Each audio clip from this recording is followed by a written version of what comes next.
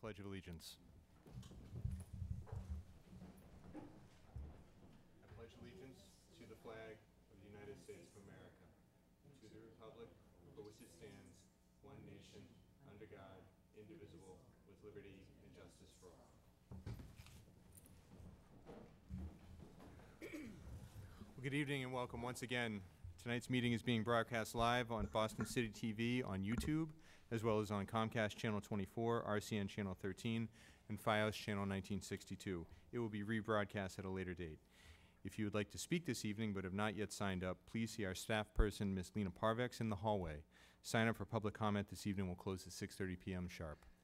We'll begin with the approval of minutes from the June 20th and July 2nd school committee meetings. If the minutes are approved as presented, hard copies will be made available immediately in the hallway with the other handouts.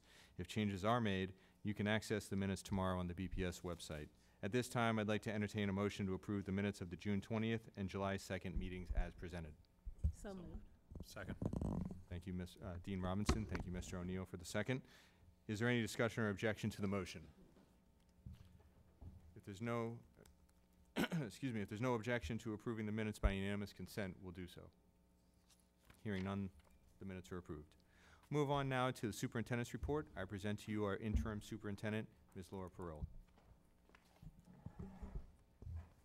Good evening. Good evening, Chairperson Lecanto, members of the school committee, and members of the public who are here tonight and watching from home. I'd like to begin my report tonight by thanking each of you on the school committee for the opportunity to serve the school system I love and believe in as its interim superintendent during a challenging time. As a longtime education advocate and parent of 2 BPS students from kindergarten to graduation, my life has revolved around BPS for over 20 years. So I sit here tonight both honored and humbled to serve in this incredibly important role. Important because it is designed to provide leadership and vision to all of you who make this system work, and especially to the teachers, staff, and school leaders who are on the front lines of educating our students and engaging with families and community partners. I greatly appreciate the trust you've placed in me.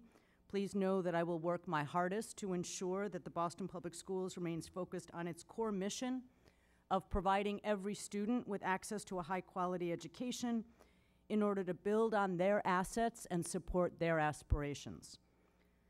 No transition is without some upheaval, and as we undergo a change of leadership, we know there will be challenges ahead.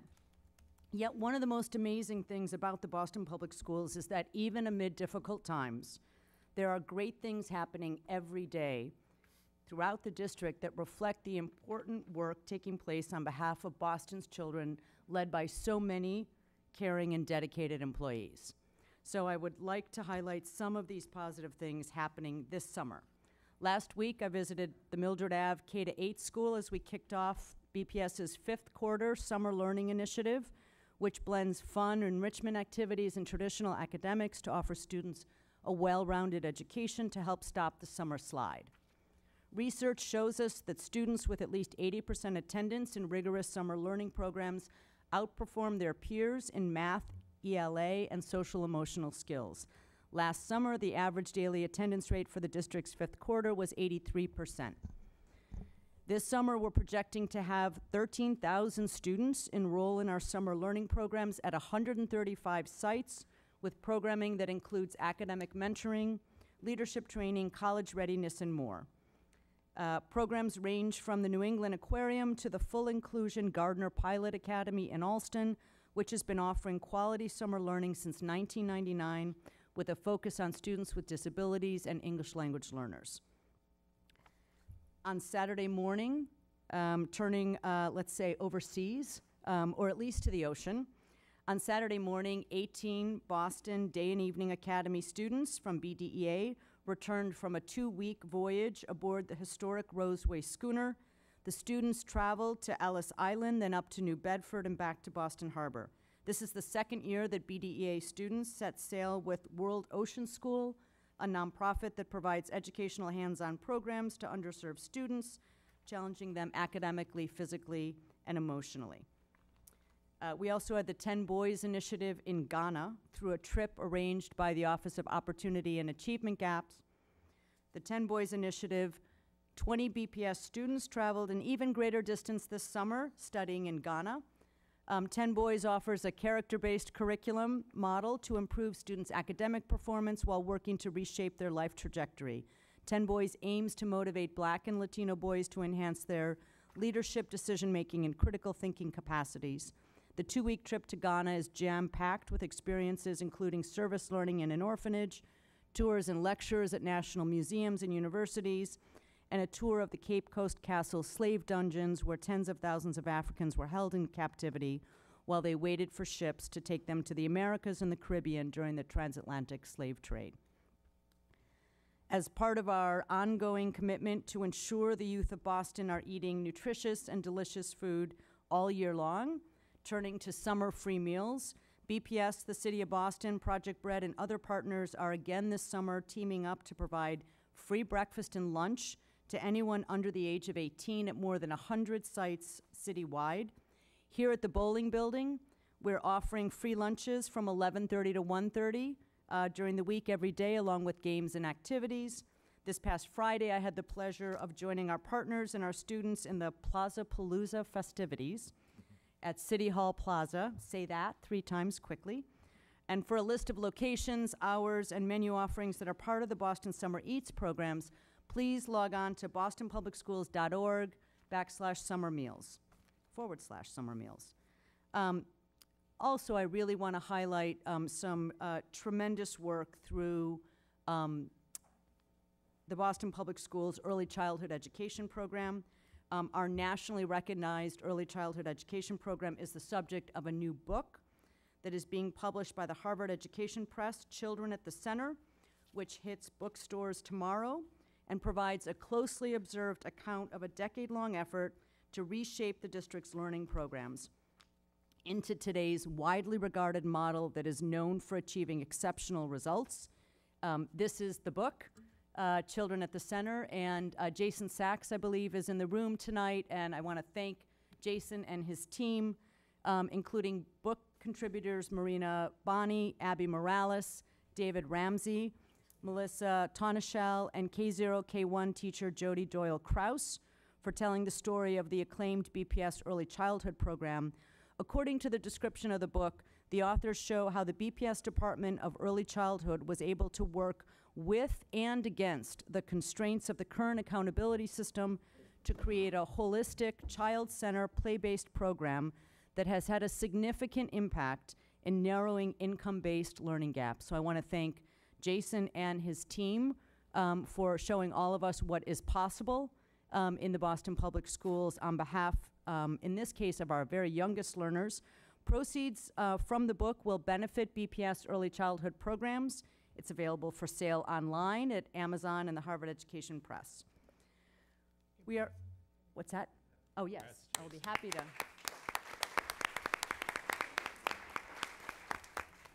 I'll pass that book around. We are off to a great start for the summer cleaning of our 128 school buildings, which is a critical annual ritual. Our 390 full-time custodians had their annual training at the Dearborn on June 26th to the 28th. Our schools are getting a top-to-bottom cleaning. Bathrooms are deep cleaned, dispensers replaced, classroom walls washed, floors stripped and refinished, carpets are shampooed, and school grounds are maintained, while many minor painting projects are happening. And I go into that level of detail because it is absolutely critically important, as all of us who are or have been parents in the Boston Public Schools know, as well as our staff and teachers, that our buildings get that refresh. It is also incredibly challenging work. Our area managers are using a summer app to track progress at each school, as well as a daily log used by custodians to monitor daily progress. They're also helping to coordinate the delivery and moving of 21st century furniture investments, which is a $13 million investment through Build BPS that will create more flexible learning spaces with comfortable movable furniture and digital screens. So while talking about many of those positives, I also want to acknowledge during this moment of transition that there are also some hard truths that are part of our experience. There is an absolute army of good people in our school buildings and central office who are doing this remarkable work, and who want to make sure that the right work is taking place, not only in our buildings, but in the content of our work with students and families. It is my role as interim superintendent to make sure that these people are encouraged, inspired, supported, and that they know I both recognize and believe in the power of this good and important work that they're doing. But there are also some hard truths about the work we need to do as a district, about where we need to do things differently, and who is in the best position to ensure we deliver on our goals and commitments to our students and families. We need to acknowledge where we are now and where we have succeeded and failed or stumbled, and if we want to collaboratively solve problems to benefit our students and families and really move this district forward. Over the next several months, I'm going to be, as I've shared with both central office staff and also our school leaders, I'll be focusing on 3 main priorities that will drive at least the initial work over these summer months. So throughout the summer, our team will prioritize a smooth start of the 2018-19 school year, with a particular focus on ensuring that the central office team is providing effective support for our schools, students, and families. I'm also conducting a strategic assessment of all central office functions, again with a focus on reestablishing transparent and supportive interactions with school leaders and educators who are critical to everything we do in our schools. We are also focused on determining a thoughtful and strategic approach to keeping many of the critical community conversations of the future of our schools moving forward during this transitional time at BPS. This will involve working with the Build BPS and community engagement planning teams to review and revise plans to move this complex initiative forward with a focus on developing a thoughtful, transparent, and authentic community engagement process as we enter the new school year. I also want to share just a couple of updates on some of the important earliest action steps that I'm undertaking as part of those, in particular, those first 2 priorities. Last Thursday, I launched the first 2 of 14 listening sessions I'm hosting with BPS school leaders over the course of July and August. These are candid conversations with only myself and a note taker and a small number of principals in the room. They are open sign-up, available to every single school leader, and they are graciously stepping forward in their limited summer break to add their voice to the conversation about how we move the district forward. And principal and headmaster voice will be front and center in my listening campaign, and I'm asking them to provide some of their valued insight and frank feedback about the kind of support that they need to move their school communities forward. I look forward to working with them as we collaboratively prepare for the start of the school year, ensuring that we bring our collective best to every school for every student in our city.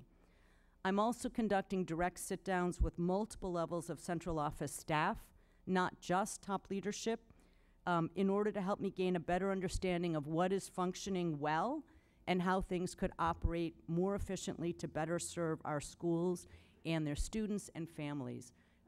So much of the expertise we need and desire is already present in our school buildings and our central office, and so pulling that forward in these 2 different listening strategies, I think, is critical to figuring out how we step forward. While the leadership team and many in central office will remain focused on planning for the new school year, it comes very quickly. The clock is ticking, even though most of us have just begun our summers. There is quite a bit of work to be conducted during this assessment process. So I've asked a couple of people to join me in assisting that process. I've asked Myron Parker Brass, who is our outgoing BPS Executive Director for the Arts and a longtime instructional leader within the BPS, to join me as transition advisor for the remainder of the summer. She's agreed to extend her retirement just slightly to assist me in processing much of the assessment information we are gathering both from school leaders and from central office teams. During the initial assessment period over the summer, the asset team will report directly to my office with additional support provided by Associate Superintendent Tommy Welch, who is in the back right now, as well as Ms. Parker Brass. In addition, on a more temporary and lighter note, former interim superintendent and longtime BPS CFO John McDonough will join me for 2 weeks in July to serve as a mentor and coach, given his deep expertise in central office resource allocation and operations. I want to turn tonight to one of our major reports that we will be considering. Later tonight, you'll hear a presentation on the evaluation of the BPS home-based assignment policy. This report will address some of the improvements this model has made over the previous student assignment system, but also where it has failed in its implementation to really move the needle in providing more quality schools closer to home. Some of you may know that I served on the External Advisory Committee on School Choice, the EAC, that was tasked to evaluate data, review proposals, and make recommendations for a new student assignment plan back in 2012 and 2013. This is an issue that is very dear to me. I am in quite a different seat now, but then I had a seat as an education advocate and as a longtime BPS parent.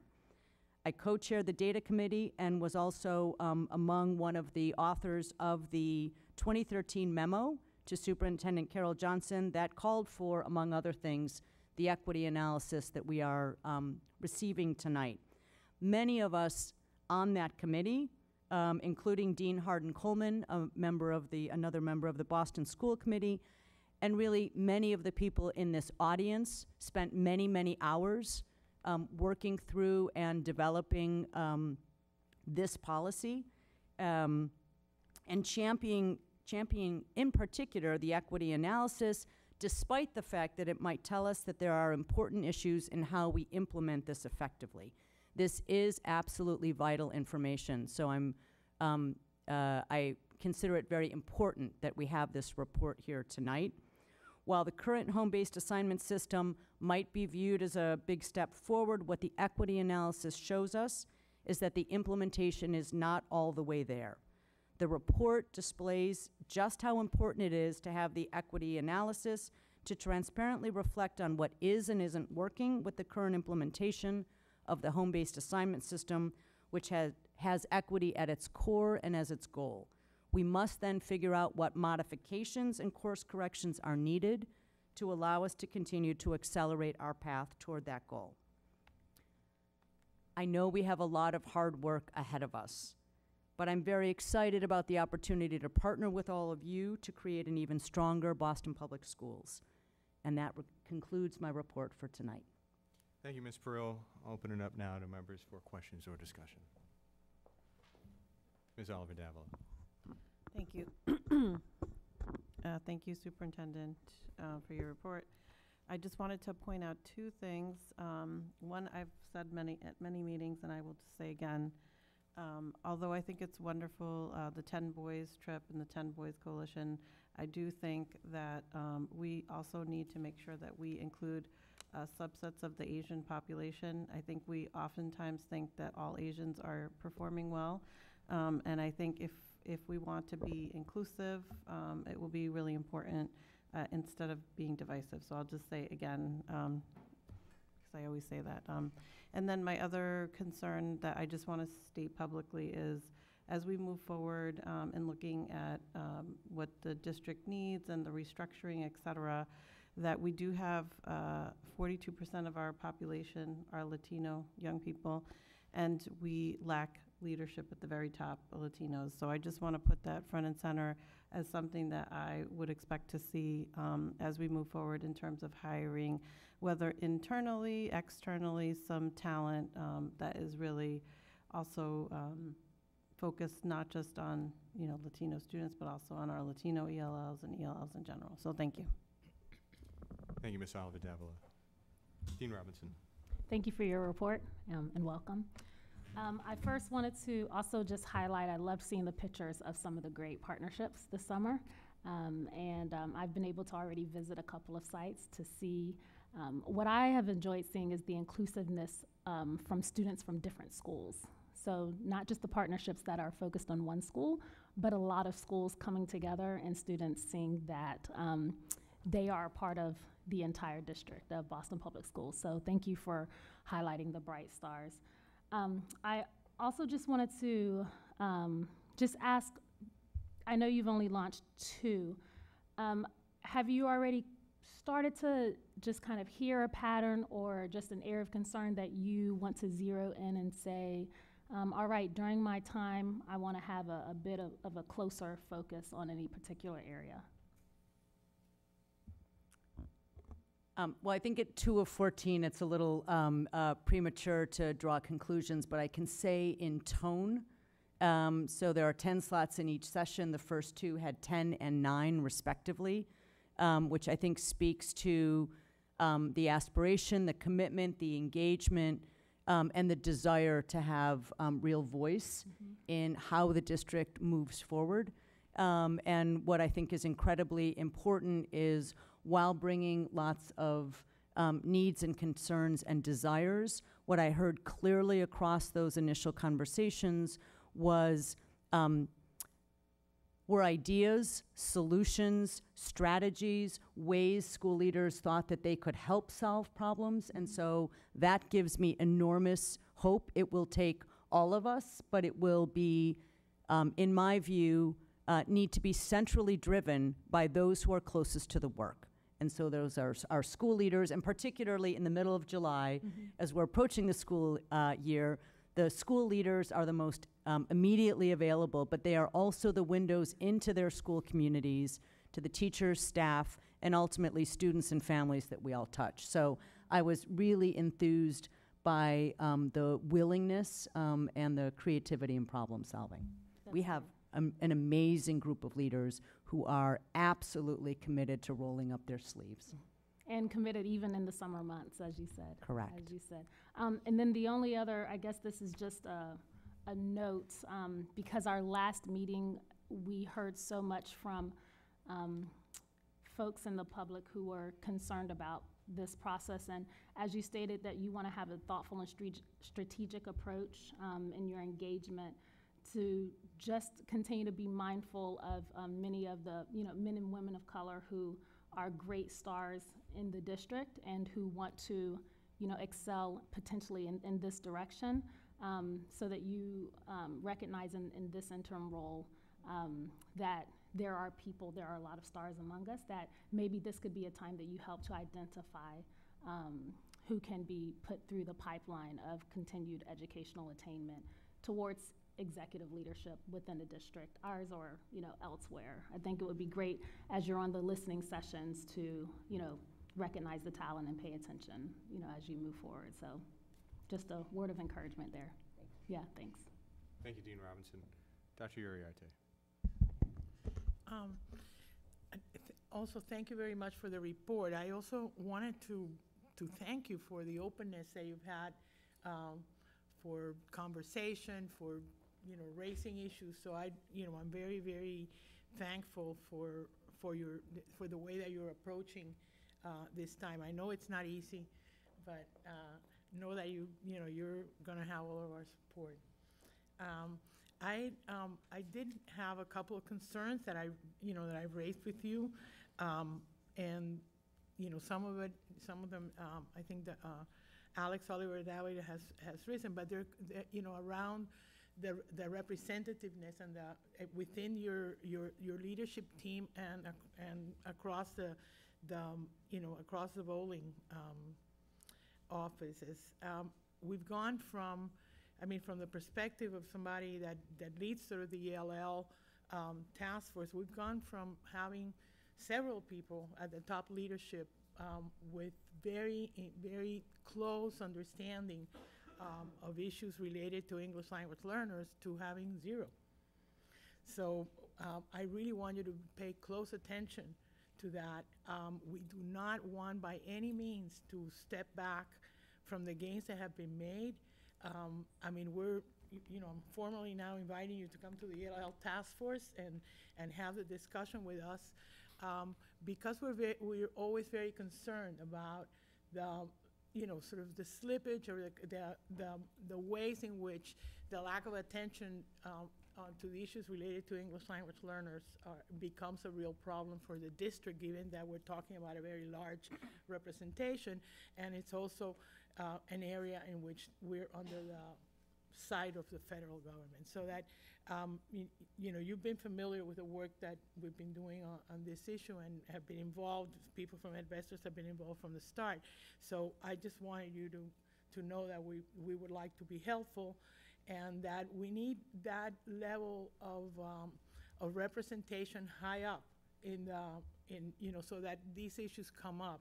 And it is not just up to the folks from the Office of English Language Learners to bring them up, but that there is a real understanding and a real capacity within the district to act upon them. So that you know, is a concern, along with the fact that, you know, at this point also we have no very high level representation of Latinos. This is the largest cohort of you know, of students in the district. Thinking, yeah, am I correct, or? Well, I do want to point out our,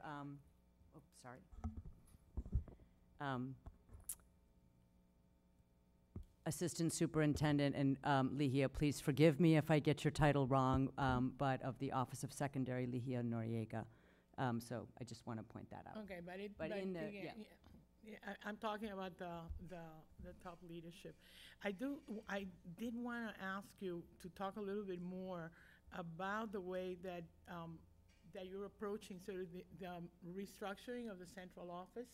What are some of the concerns that are rising for you, and you know, how are you, you know, what are your plans to move forward?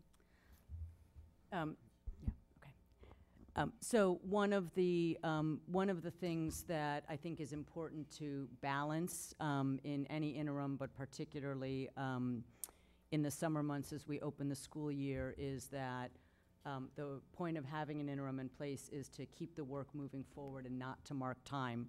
And so that means being, I think, really focused and targeted about course corrections and where changes need to be made, as opposed to wholesale reorganization. A lot of good and thoughtful work has gone into the new school support reorganization that the district has been rolling out through the spring and into this summer.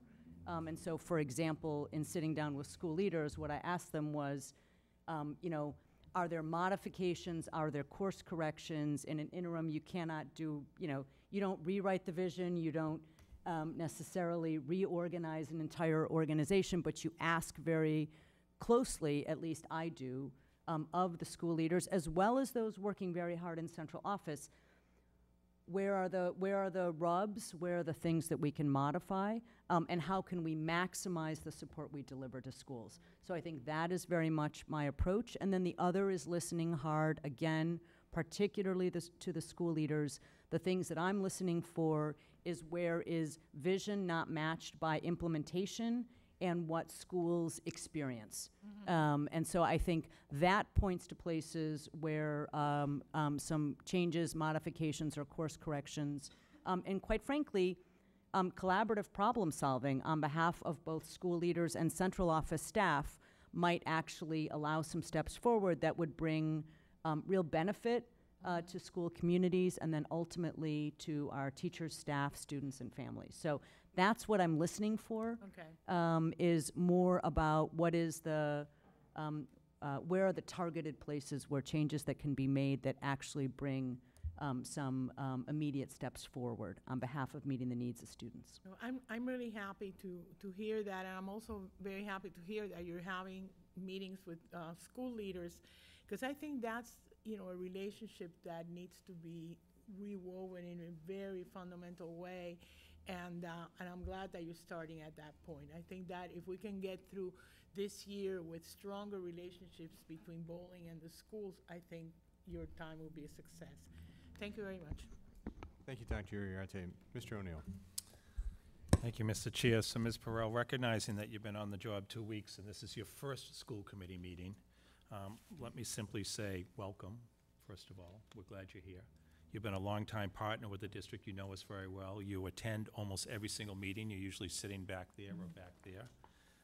But it's fun to see you up here now. seeing that we actually turn around this way for the, I was all set to Right. point to the back. so it's a different perspective when you're up here, but It we're delighted you're here. And I want to thank you for your willingness to step up and serve during this period of transition.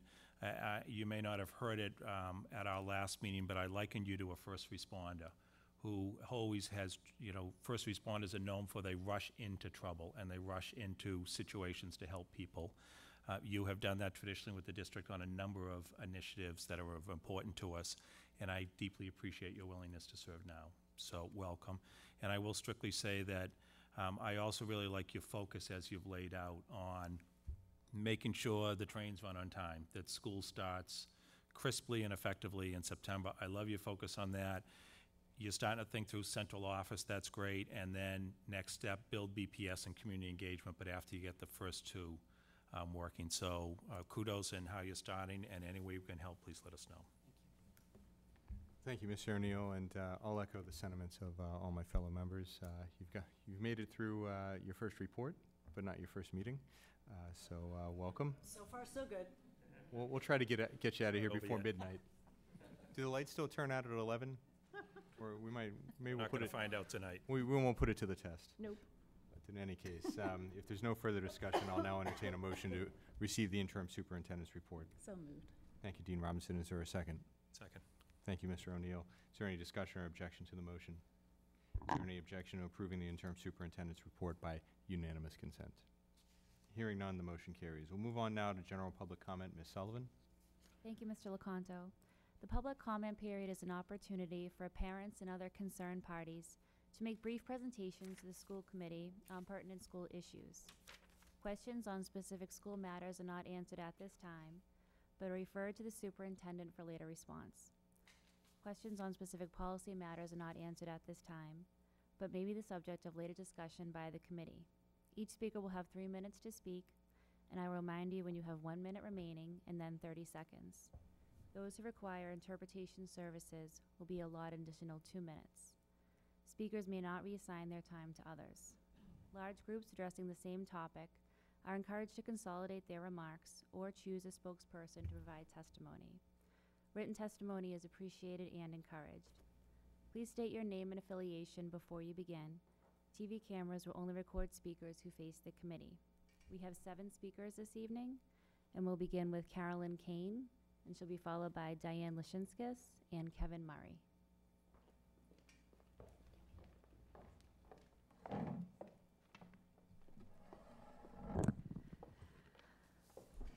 Good evening, Superintendent Perrell and members of the school committee. My name is Carolyn Kane, and I'm the chair of Boston SPED PAC. I'm here tonight to talk about the district's comprehensive education policy, and I provided you each with copies of memos that I sent to the district, as well as the district's response to that. And the concern is that the district has a comprehensive health education policy, but it has not been implemented effectively. Most importantly, there is no modified curriculum for health education that addresses the needs of individuals with special needs, and we really need to work towards that. I would refer you back to the district's policy itself, which says that this needs to be taught by a licensed health education teacher. All children in the Boston Public Schools are the responsibilities of every department and every school leader. It's important that the Health and Wellness Department be given the appropriate resources in order to implement this policy comprehensively and effectively. That has not happened to date, and that's why we are here to testify this evening. I think that it's critically important, and most particularly for our most vulnerable students, that they get comprehensive health and, quite frankly, sexual education while they're still in school. We don't want individuals going on to future education, further employment, and not being educated on what appropriate conduct is, what appropriate conduct is not. We've been notified by a number of different schools that this has been an ongoing issue in taking children either to the Macy program, which is the inclusion in current enrollment program, where they're allowed to audit programs, classes at the college level, or taking them into the community to access job opportunities.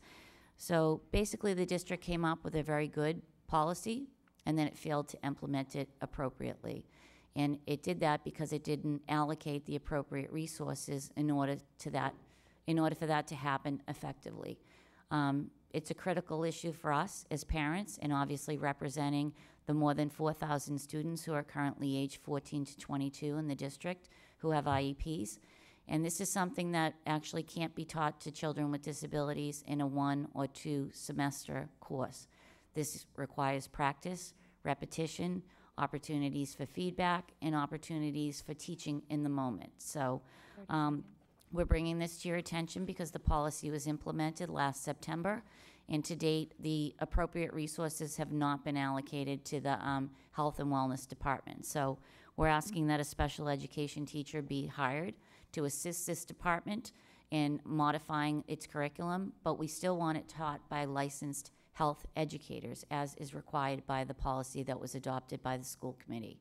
And again, whenever issues come up that involve special needs students, it's not the responsibility exclusively of the special education department. It's the responsibility of the entire district, and it's the responsibility of our school leaders to make sure that health education is dealt with just as importantly as any other course requirement. Thank you. Thank you, Ms. Kane. Hi, I'm Diane Lashinskas. I'm also a parent of a child with a disability. My daughter's 21 years old at the Henderson Inclusion School. And I was asked to join the district's wellness committee back in January. They needed a representative from SPEDPAC. This is something that has been of interest to me for a long time. When my daughter was in middle school at the Harbor Pilot Middle School, it was something that I had brought to the attention of Counselor Presley because that's where she was focusing a lot of her work. And I had brought up the fact that no one really has turned an interest to or had education looked at individuals with disabilities in the curriculum. Continuing on that quest, about 3 years ago, I asked at my daughter's IEP meeting that she receive sex education with the modified curriculum. Coming to find out that that curriculum did not exist, I did work with the wellness department as well as a special education teacher to modify a curriculum that was implemented at the Henderson School, but it was for 4th and 5th graders, and she's now 21 years old. This was only 3 years ago. So right now, currently, there isn't any curriculum that is appropriate for my daughter and for the other students with disabilities. I don't know if you're familiar with the NPR series that was just put out in January. I just want to quote something because it's really startling. People with intellectual disabilities are sexually assaulted at a rate more than 7 times for that with people without disabilities. An NPR investigation finds that people with intellectual disabilities are one of the most at-risk groups in America. The policy was missing language that included our students who are 18 to 22 years old. What I noticed when I joined the wellness committee that it ended in the 12th grade, so we had asked for additional language to make sure that those students who stay in school until they're 22 are included, and the wellness department is working with us on implementing that language. And I did visit in my research other high schools. I had visited Charlestown High School, and I spoke to teachers and staff there, and they said it's a real problem that the students want this education, that they talk about it constantly, but because there isn't a curriculum for the teachers to access, and because there isn't professional development for these teachers to implement those curriculums, it's really difficult for them to do. So it's being implemented in some schools, but not in others, so it's not accessing all students. Also in my work as the Director of Inclusion at a Boys and Girls Club in Dorchester, I saw this constantly where we would have our kids coming from BPS into our after-school programs where we want them to access, but they were displaying really, really inappropriate behavior as they were aging up. So this is something that is ongoing, it's out there. Unfortunately, a lot of people do not talk about it, and we feel at SPEDPAC that is something that really needs to be discussed and improved upon. My tenure with SPEDPAC ends in November, so this is something that I hope gets moved forward quickly. Thank you. Thank you. Thank you, Mr. Slimsis. Thank you. Our next speaker is Kevin Murray, and he'll be followed by Jose Lopez and John Mudd.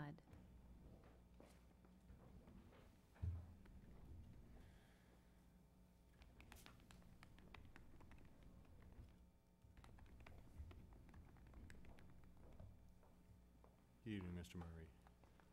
Good evening. My name's Kevin Murray, as stated. I've been a BPS parent since 2001. live in Roslindale. I have one more year in the system, so you'll only have to endure my interventions for one more year. I'm here tonight to speak about the report that was released, in a manner of speaking, today concerning the equity analysis of the home-based assignment system. And I want to say in the beginning that I think I said I'm a member of Quest. If I didn't, let me say it now. That's quality education for every student. And Quest came into being in 2013 in the middle of the discussion that's been talked about here about the previous assignment system. It's sort of how we cut our teeth as a group, understanding and learning about the various barriers to equity in this system. And it remains the thing that's we've gotten involved in many other issues since then, but it remains our primary concern.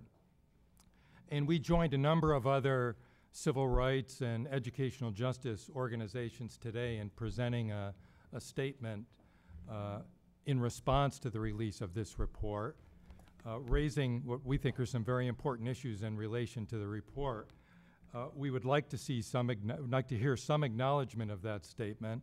And as time passes, certainly it's too soon now, but as time passes, we'd like to see some serious response to the issues raised in that statement.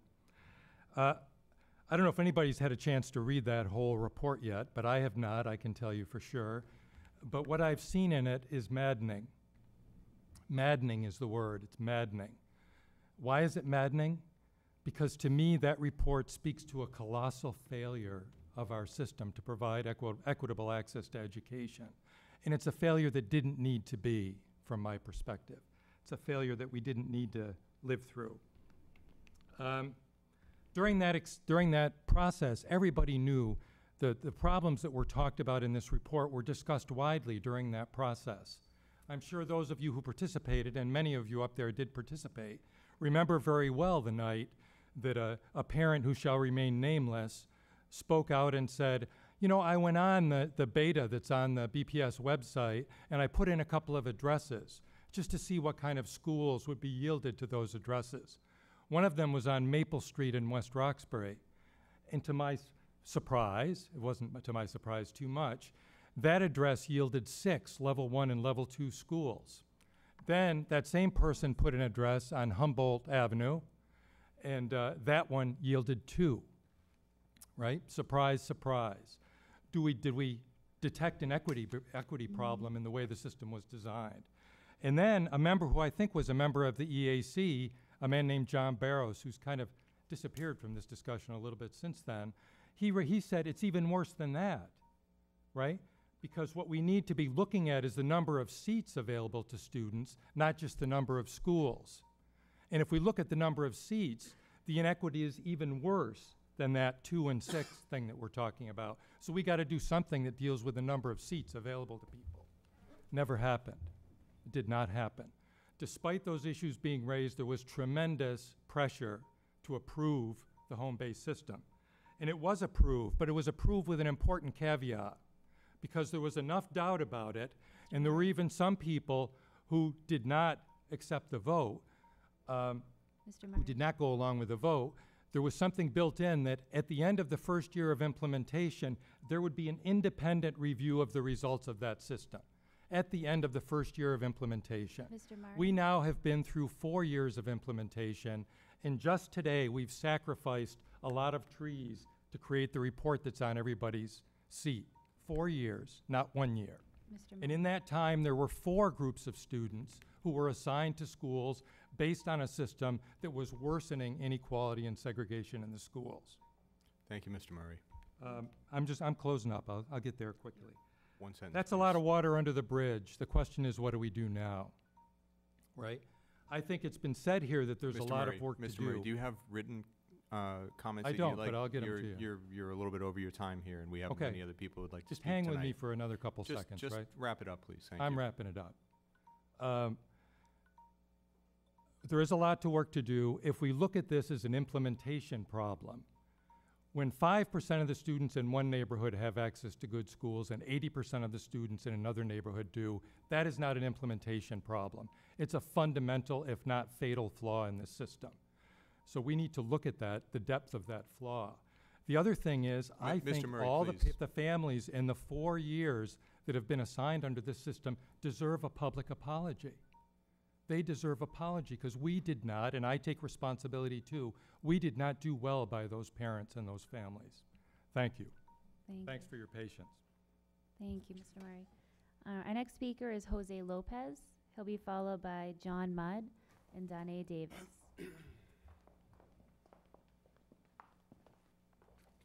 Good evening, Mr. Lopez.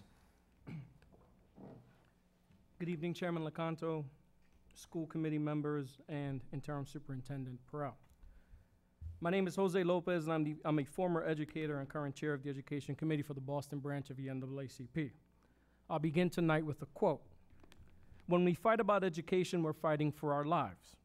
We're fighting for what education will give us. We're fighting for a job. We're fighting to eat. We're fighting to pay our medical bills. We're fighting for a lot of things. So this is a total fight with us. That statement was made by Ruth Batson. It's taken from the Eyes on the Prize episode titled Keys to the Kingdom. On a personal note, it was an episode I would show my students every year when I taught 8th grade civics. The report released today by the Barry ratifies findings about public education that we have known to be true for decades. Most importantly, that separate will never be equal. And in a school district where address equals access, a segregated city cannot provide an equal education to all its children, not without facing the problem head-on and having the courage to act boldly and creatively in facing these imminent threats to our children's futures. These findings put in a clear target Boston's Achilles heel, the one characteristic routinely prohibiting it from being the best version of itself, its failure to equitably educate all of its children. What the report demands is that we ask ourselves, how will we charge the interim superintendent to prioritize the implementation of solutions for the issues raised in this report? In her memo released today, the interim superintendent outlined the 3 initial priorities for her transition. None of those include addressing the concerns raised in this report. Neither do they address the academic innovations this body asked the interim to carry forward as a part of her employment offer, innovations that do touch upon equity and the closing of the opportunity and achievement gaps.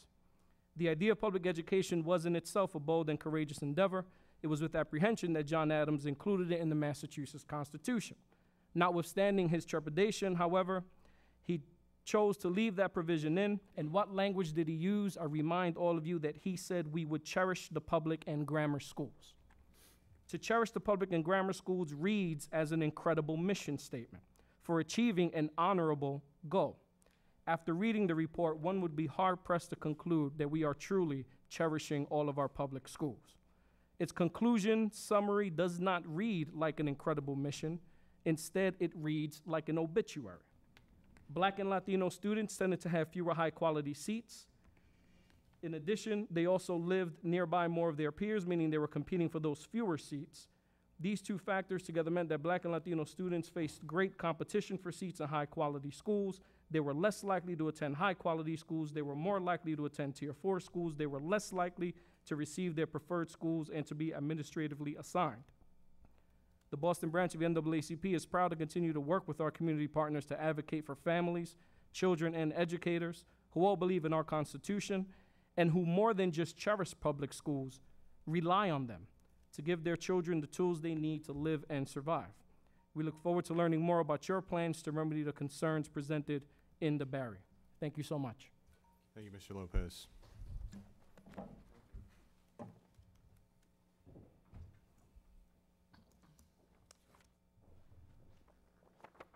Good evening, Mr. Mudd.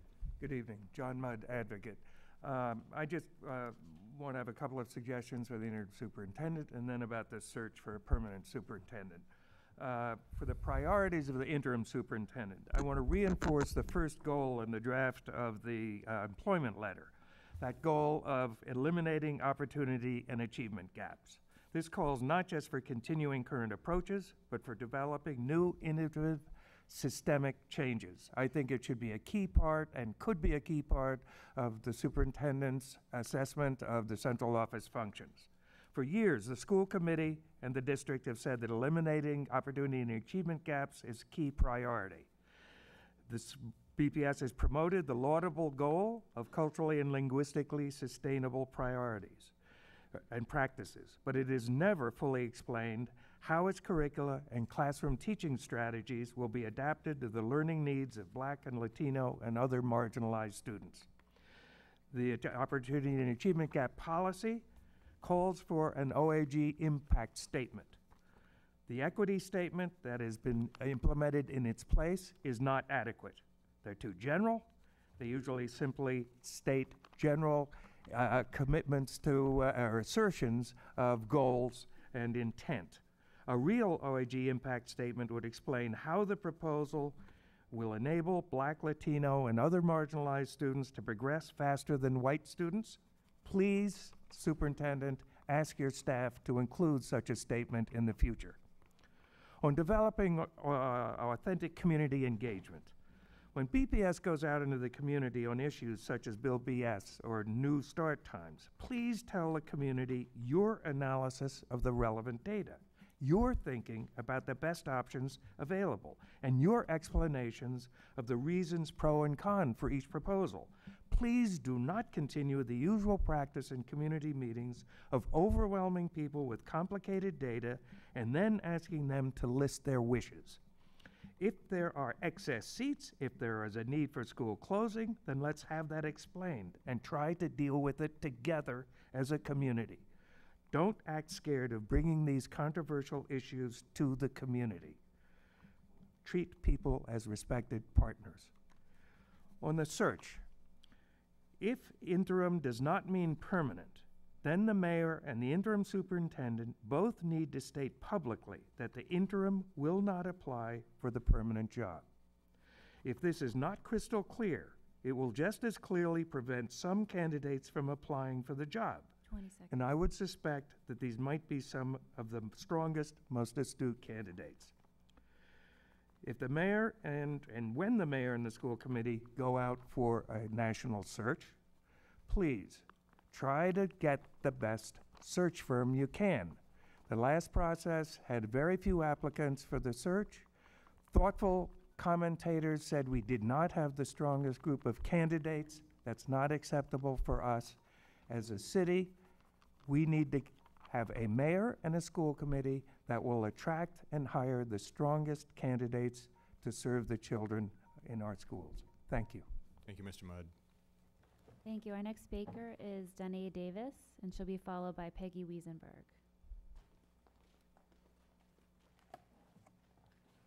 Happy Monday evening.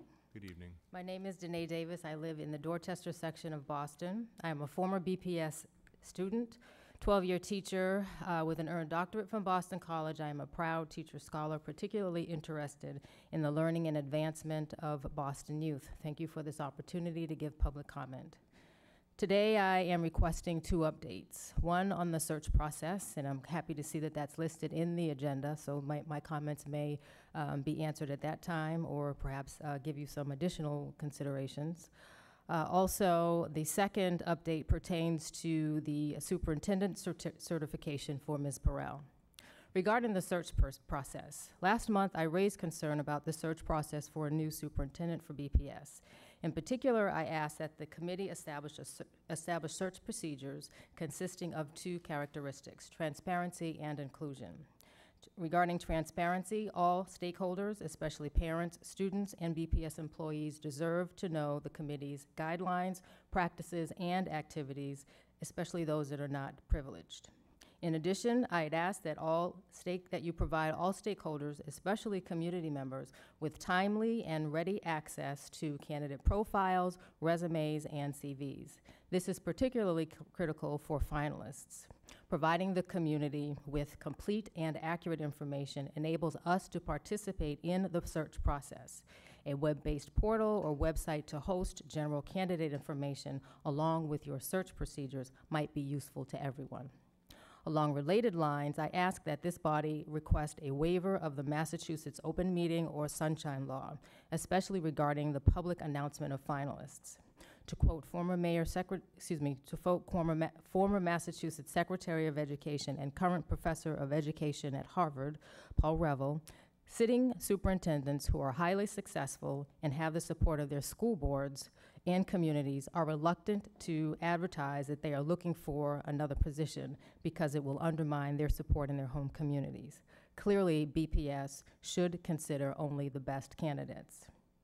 In the matter of inclusion regarding the search procedure, whether you use an established professional search firm that places education leaders, which tends to be the trade standard in situations such as this, or assemble a community search team, of which I'm happy to serve, the Boston Public School community should have an integral seat at that table. On the matter of Ms. Perrell's superintendent certification status, the offer letter to Ms. Perrell stated a 90-day stipulation period to secure that certification. Such licensure is required for the position. The fact that she has been given temporary status, I say, is unreasonable given the existence of other aptly certified professionals currently in the district. On behalf of the community, I ask, how close is Ms. Perrell, who by my research does not possess an advanced degree, to securing the requisite administrative license to serve as interim BPS? Thank you. Thank you, Ms. Davis. Thank you. Our next speaker is Peggy Wiesenberg.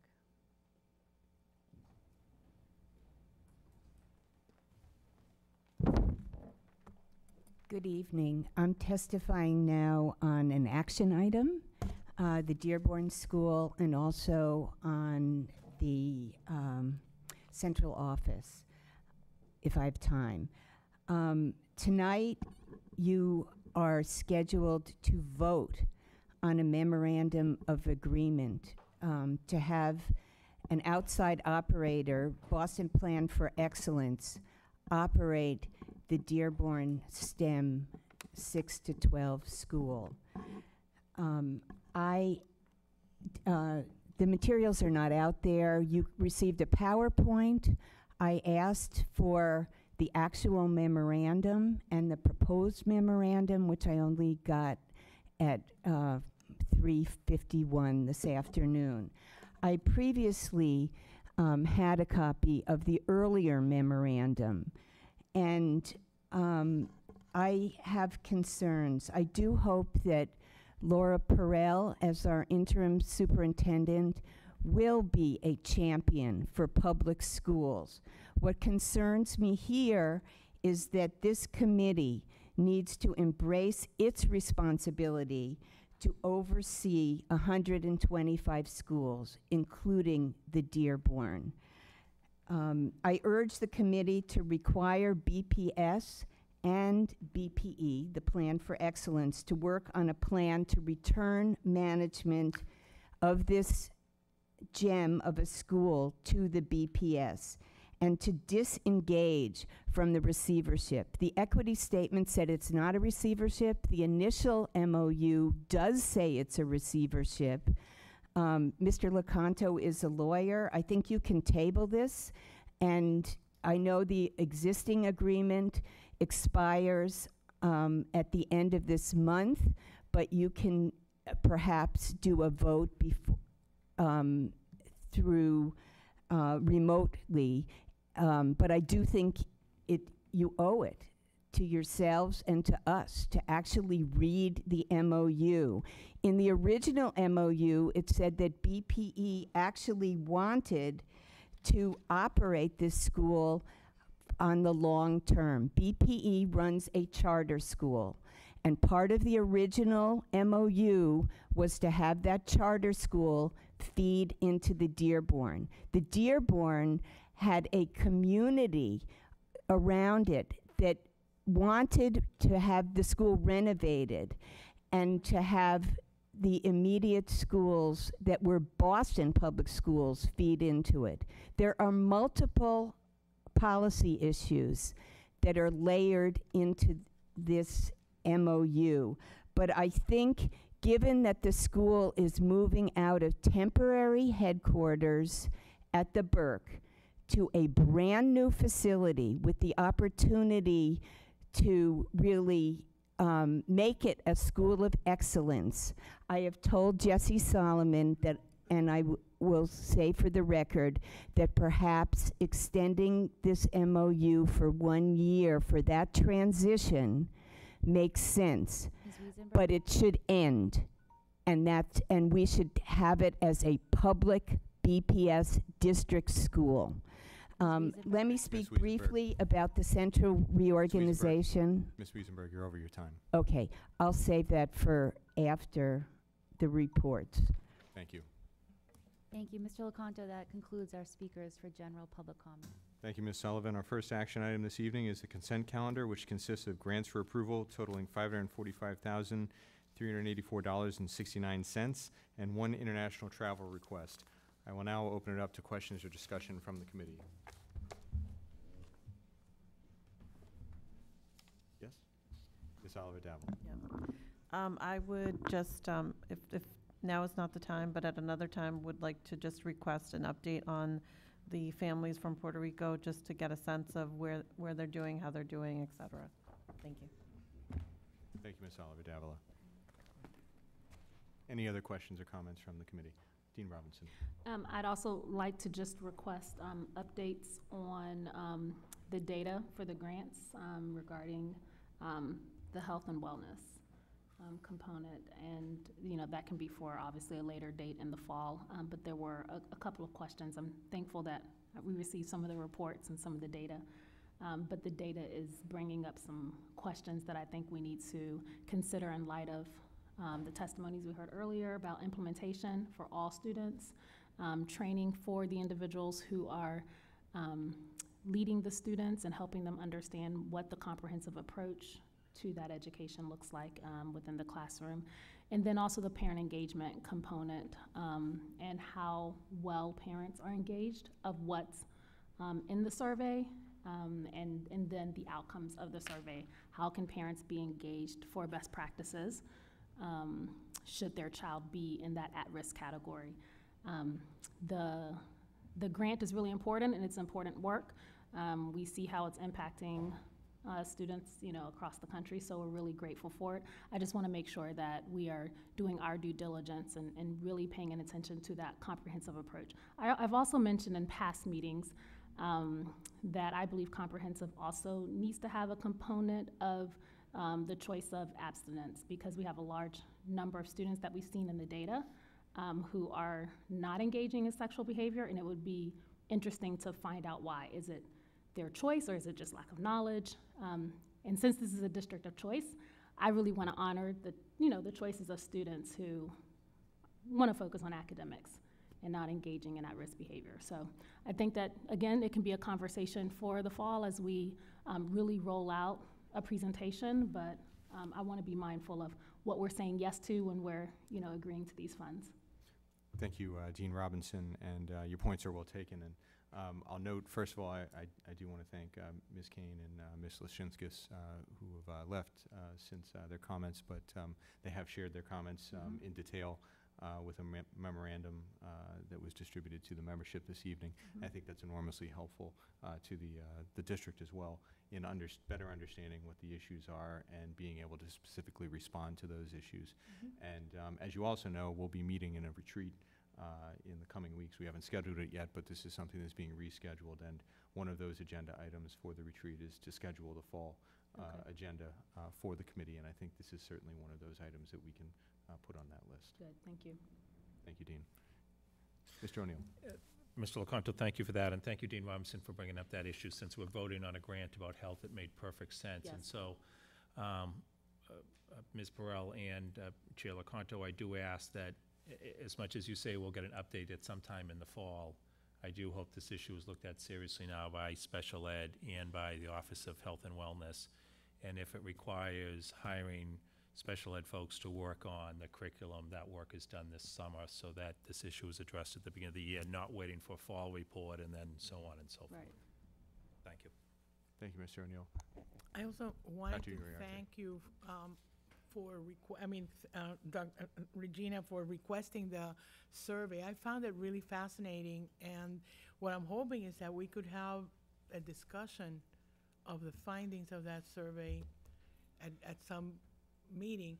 My interest is in seeing how do the findings of that survey match or not match the kinds of services that are being deployed. Right. And, so it's along the lines of what Dean Robinson is bringing up, but very clearly there's a lot of things there that are really positive. There were a lot of really important gains, but also some areas of concern. So thank you very much for sending it, and congratulations, a really good job. It's really nice. Thank you, Dr. Uriarte. Are there any other questions or discussion from the committee on the consent calendar? If there are no further questions, I'll entertain a motion to approve the consent calendar as presented. So moved. Thank you, Ms. Oliver Davila. Is there a second? Second. Thank you, Mr. O'Neill. Is there any discussion or objection to the motion? Any objection to approving the consent calendar by unanimous consent? Hearing none, the consent calendar is approved. Our final action item for this evening is a memorandum of agreement between the Boston Public Schools and BPE, the Boston Plan for Excellence, for a Level 4 turnaround plan for the Henry Dearborn STEM Academy. You will recall that at our June 20th meeting, BPS Executive Director of Strategy Dan Anderson and BPE Executive Director Jesse Solomon presented for our consideration a 2-year agreement that would allow for BPE to continue as the school's operator through June 2020. At this time, I would like to turn it over to our interim superintendent for any final comments. Thank you, Chairman Lecanto. To summarize, the Boston Public Schools are asking for the committee's support to approve the memorandum of agreement for BPE's operation of the Dearborn STEM Academy. As part of this 2-year agreement, the Dearborn will be more closely monitored and supported by the Boston Public Schools, including school leader supervision and professional development. The MOU, or the revised MOU, also emphasizes a focus on BPE completing the design of a STEM plan that will include diverse and rigorous experiences, with BPS supporting BPE's efforts in this regard. Thank you, Ms. Perrell. I'll open it up now to questions and comments from the committee. Yes, Dean Robinson. I'm really excited about the work that's been done, and I know we stated it in last month's meeting as we were able to hear and then also receive more of the data. I just want to echo the interim's remarks that we do want to pay close attention to some specific areas, and I'd also, Mr. Solomon, just want to, with the hat that I wear, want to pay attention to the special ed programming to make sure that, I know there's a small inclusion program, but I'd like to see the gains that are made. If it is increased, as you're identifying students, the kind of supports in place for them, the family engagement. So that'll be an extra area that I'd like us to add to pay closer attention to. Thanks. Thank you, Dean Robinson. Are there any further questions or discussion? Sorry, I wasn't going to say anything, but Dean Robinson, of course, made me think about that I wanted to say something. I just wanted to say that I understand the close monitoring, but I also just really want to recognize the really hard work that has gone into this. Yes. In terms of creating a culture of welcoming families, welcoming students, of high expectations, when we look at like the number of students that are going to college, and just really all of the amazing work that happens, because I think we often get very stuck in all of the scoring and testing, et cetera, and I just don't want to forget. So I just want to say thank you. Thank you. Thank you, Ms. Oliver Davila. Dr. Uriarte.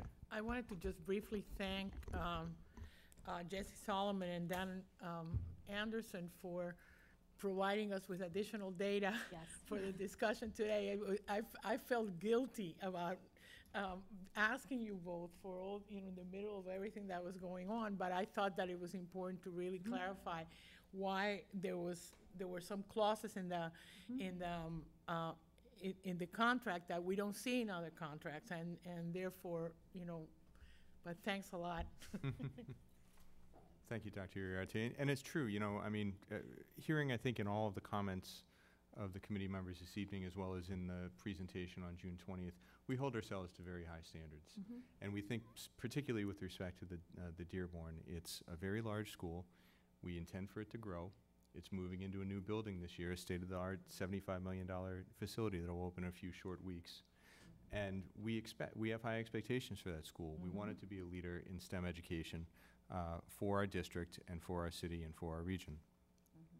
And so we grade ourselves very harshly. And we do have indicators. We have heard from Mr. Solomon and others about the performance at the Dearborn, where we have both opportunities for improvement as well as some shining examples. And I think, you know, Ms. Oliver-Davila, you've called out specifically the graduation rate and the matriculation to college rates at the Dearborn specifically are very encouraging. Even though they're small sample sizes, there's certainly something to grow on. And so I think, you know, the MOA that our colleagues in the district have been able to negotiate with the Dearborn in creating a 2-year plan with both a pause that can be taken in November should we have a change in status at the state level, as well as at the end of this school year, provide us a lot of flexibility that we need to be able to both hold the school accountable for its performance, as well as take evasive action if we need to in order to keep that school on track and performing at the level that we know it can. So if there's no further questions or discussion from the committee, I'd like to entertain a motion to approve the memorandum of agreement between the Boston Public Schools and BPE for a Level 4 turnaround plan for the Henry Dearborn STEM Academy as presented. So moved. Thank you, Dean Robinson. Is there a second? Second. Thank you, Ms. Oliver-Davila. Dr. Uriarte, is there any discussion or objection to the motion? Ms. Sullivan, would you please call the roll? Ms. Oliver-Davila, Yes. Mr. O'Neill, Yes. Ms. Regina Robinson, Yes. Dr. Uriarte, Yes. Mr. Lecanto. Yes. The motion passes unanimously. Thank you, Ms. Sullivan. We'll now move on to our first report on evaluation of equity in the Boston Public Schools home-based assignment policy. At this time, I'd like to invite the following people to please step forward with their presentation. Monica Roberts, our Assistant Superintendent of Engagement for BPS. Dr. Dan O'Brien, an Associate Professor in the School of Public Policy and Urban Affairs at Northeastern University and the Co-Director of the Boston Area Research Initiative, also known as BARI.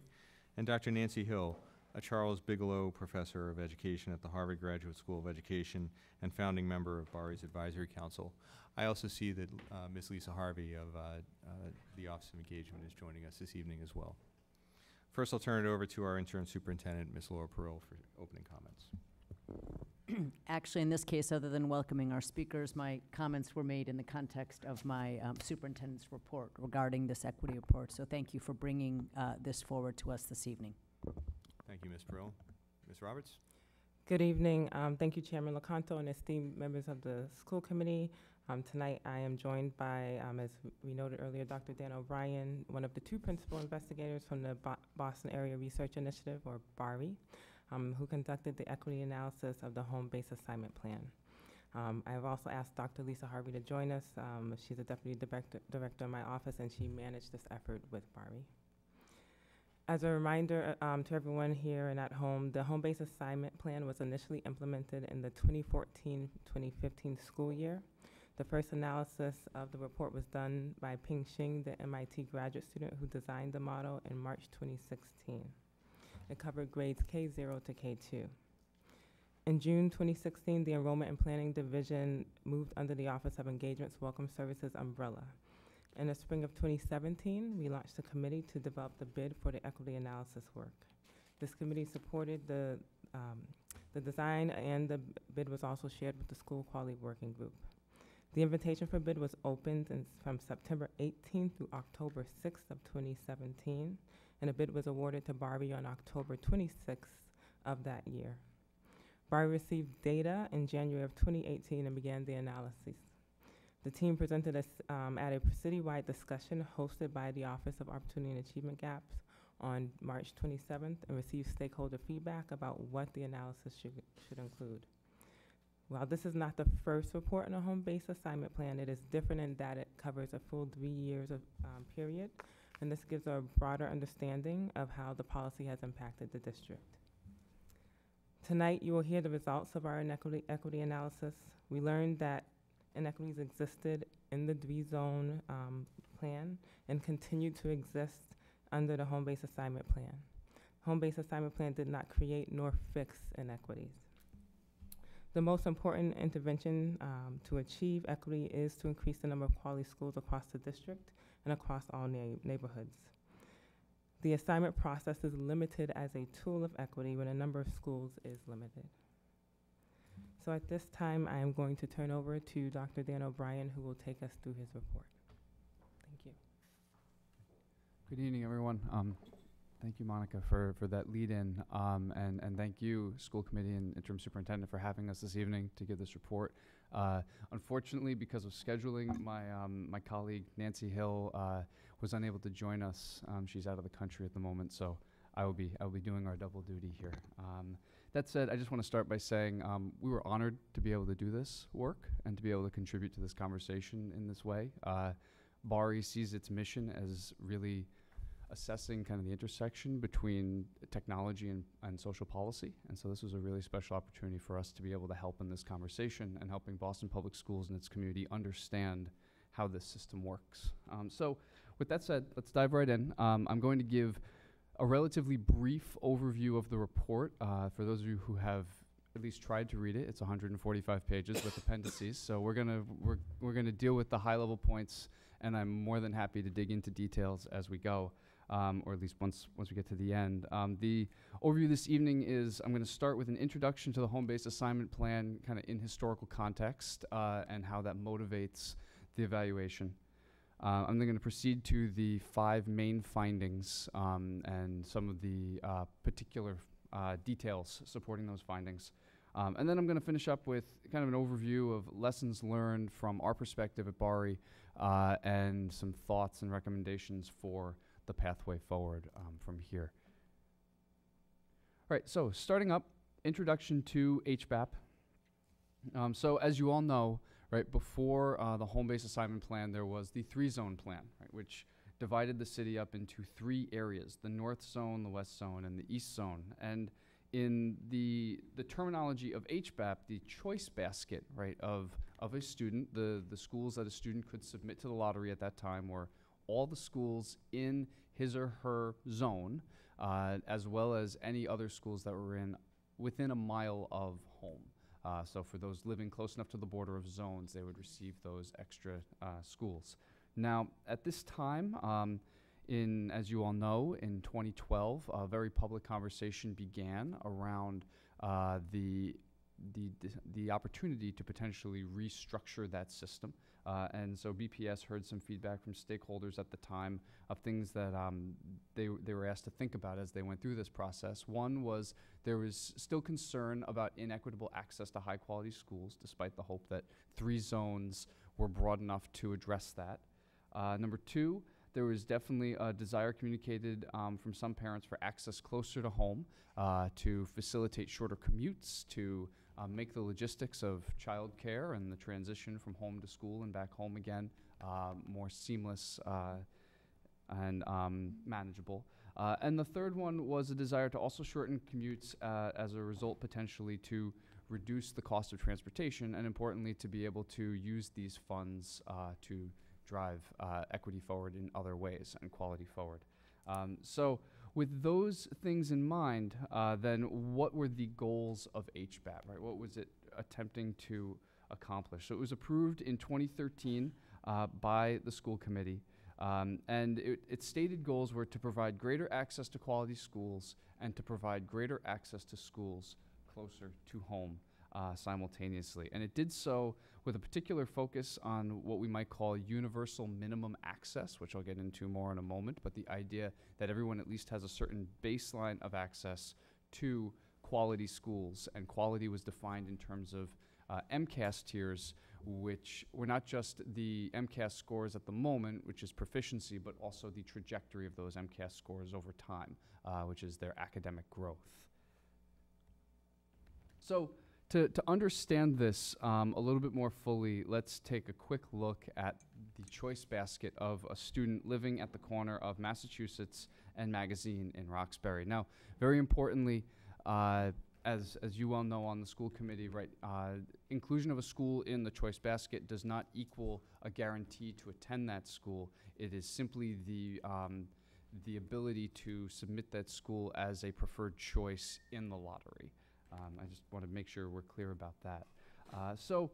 The center of the choice basket, and the thing we'll probably talk the most about this evening, and it's probably been the most discussed regarding HBAP, are the tier schools, right? These 6 tier schools or at least the minimum of 6 tier schools, which begins with the 2 nearest Tier 1 schools to the student's home, and then the next 2 nearest either Tier 1 or Tier 2 schools to the student's home. Now, that's important, so a student could actually end up with 3 or even 4 Tier 1 schools as their 4 Tier 1 or Tier 2 nearest schools, depending on whether they happen to live very close to a number of Tier 1 schools. And then the same process, 2 more schools, Tier 1, Tier 2, or Tier 3, closest to the home. And so then the student is guaranteed at least 2 Tier 1 schools, at least 4 Tier 1 or Tier 2, and at least 6 Tier 1, Tier 2, or Tier 3 in the basket.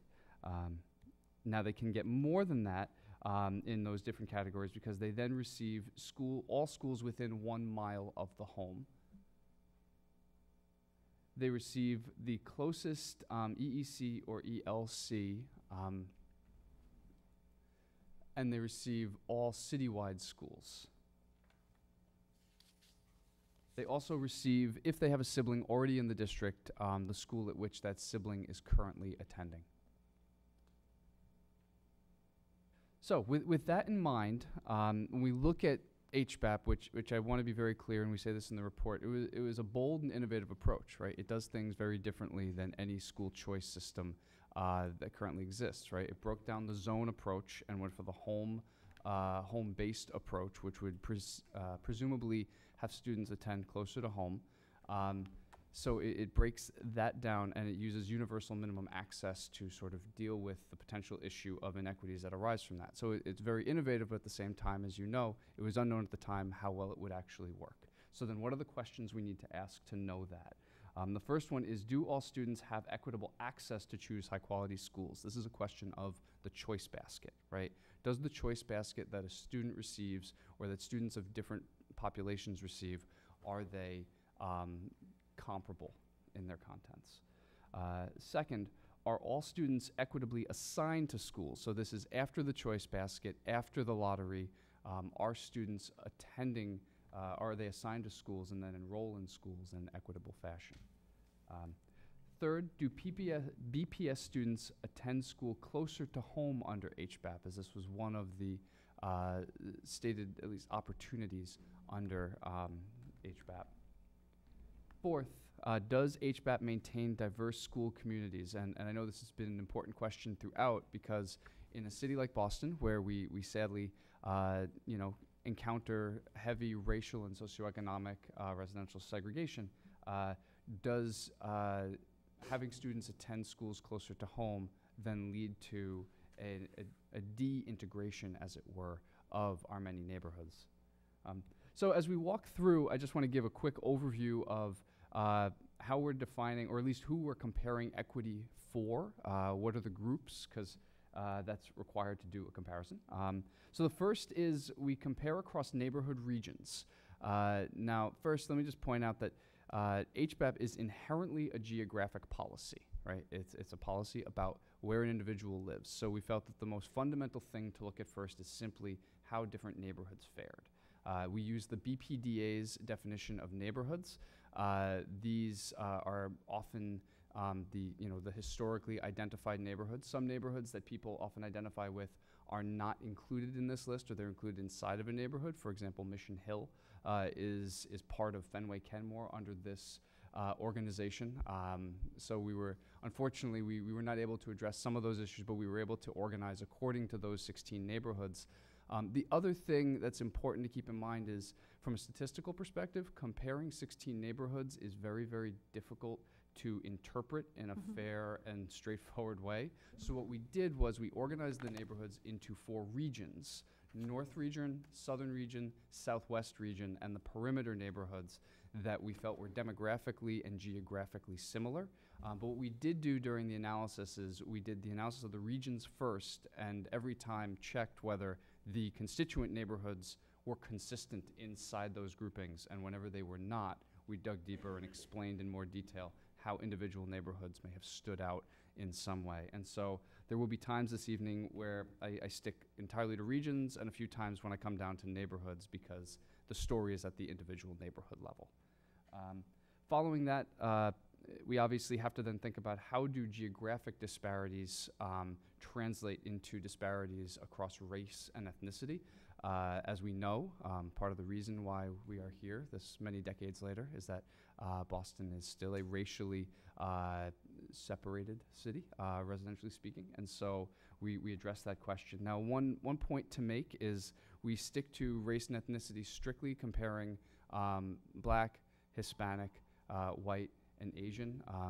I know there's much interest, and with good reason, in the how Spanish-speaking students fare relative to their peers, and we made sure early on to check that the geographic distribution of Spanish speakers was, it turns out, exactly identical to the geographic distribution of Hispanic identifying students. So if that is a concern to someone on the school committee or someone in the audience or viewership right now, I'd recommend looking at the results for Hispanic students. Poverty status we analyzed. It is in the report. It's in full detail, although it was not available for the analysis of access, which is a methodological detail I can get into later. I do not talk about it much in the report this evening because it turns out that the relationships between geography and race are really strong, and the relationships between race and poverty are reasonably strong. And so then essentially the story that you see for race this evening translates to a similar, although less strong set of results for poverty. And I'm happy to talk about that in more detail if there are questions. And then we also examine differences between programs, ELL, SPED versus Gen Ed. And I do not go into that in too much detail this evening because we're trying to keep this as brief as possible for you all, but more than happy to talk about those results. Right. Main findings. So starting with finding number one, HBAP reduced the longest commutes. So essentially, by switching from a zone system to a home-based system, Baskets lost the longest distance schools from a student's home. And so where we saw the real change here was in the 75th percentile, right? So the 25% longest commutes dropped by about half a mile and 3 minutes one way. And this finding was entirely consistent across all subpopulations, across neighborhoods, across races, across poverty level. Everything was consistent on this. And one thing I will note, 3 minutes probably does not sound like all that much, but that 3 minutes was based on door to door. Like if you were to get in your car and just drive directly there, I think we should keep in mind that that 3 minutes will get magnified with the more circuitous route of a bus and the number of times a bus needs to stop. So this probably scales up quite a bit in each direction. Now, this effect was less apparent for 6th graders. We only saw the 75th percentile drop by about 100 meters and 20 seconds. So a bit less, a bit more modest of an effect. So finding number two, we discovered a couple of, in our examination, our discussions with the district, we discovered a couple of decisions around implementation that had consequences for the way HBAP operated. Now, the first one of these involved an incremental rollout of the system, and one that I believe was probably prudent given the unknown consequences of the system at the outset, right? So the system started with only 2 grades in 2014, 2015. It started with kindergarten and 6th grade, and this makes sense because those are the 2 major choice and assignment grades, right? Those are the 2 major points where students submit preferences and they are assigned through the lottery, and where choice baskets are relevant. And so it would seem to be logical to start with that and see how it works, make sure nothing falls apart. And then what the school district did was in the preceding year advance the system to 1st and 7th grade as well as kindergarten and 6th. And then the following year to 2nd grade and 8th grade, so on and so forth, essentially maintaining so that there were cohorts who were all being assigned under the same assignment plan. And so while that may seem to some as an incomplete rollout, I do think it made sense in terms of minimizing risk if something did go wrong. And by this approach, by 2019-2020, all grades in Boston Public Schools will have been fully assigned by HBAP. Now, there was a second implementation decision that had some consequences, and this was the inaccurate construction of 6th grade choice baskets. And unfortunately, this did exacerbate inequities, as we'll see. So essentially, the way 6th grade baskets were constructed was they started by treating the given 6th grader as a kindergarten student. That is to mean basically the kindergarten algorithm was run, and so those students were then given a choice basket that a kindergartner living at their address would have received. Now, the 6th grader did not receive the basket at that point. Then Pathway and citywide middle schools and K-8s were added to the basket to try to fill things out a bit. And then schools without 6th grades were removed because they would be essentially irrelevant to those students, right? There's no program in which they could actually enroll in that school. Now, the issue here is really that third step, right, where the schools without 6th grades were removed, which obviously is completely logical, but what that does is it accidentally creates the possibility of less than the prescribed universal minimum access. Because if some of your tier schools as a student, let's say 1 or even 2 of your tier 1 schools that are closest to your home have kindergartens and don't have 6th grades, those schools are now gone. And they were not necessarily replaced explicitly by other tier 1 schools. So the consequence here is that most neighborhoods had, on average, fewer than tier 1 schools in their baskets. And more strikingly, over 33% of 6th graders living in Roxbury, mainly in the southern half of Roxbury, and over half of students living in Roslindale and Jamaica Plain received 0 tier 1 schools. This latter result is particularly because there's 2 high-quality tier 1 schools in the middle of Roslindale right near each other that have kindergartens and do not have 6th grades. And so students living there, they got those, and then they were moved from the basket, and there were no replacements.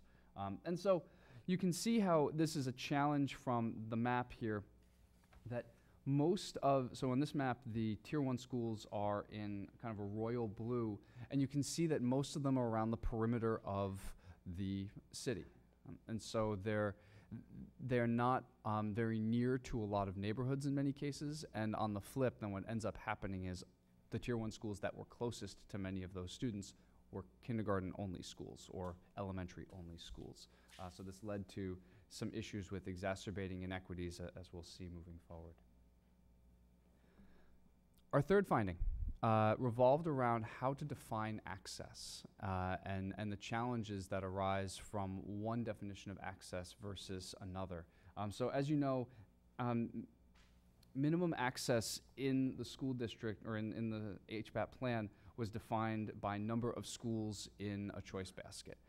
And I know that there has been much public debate.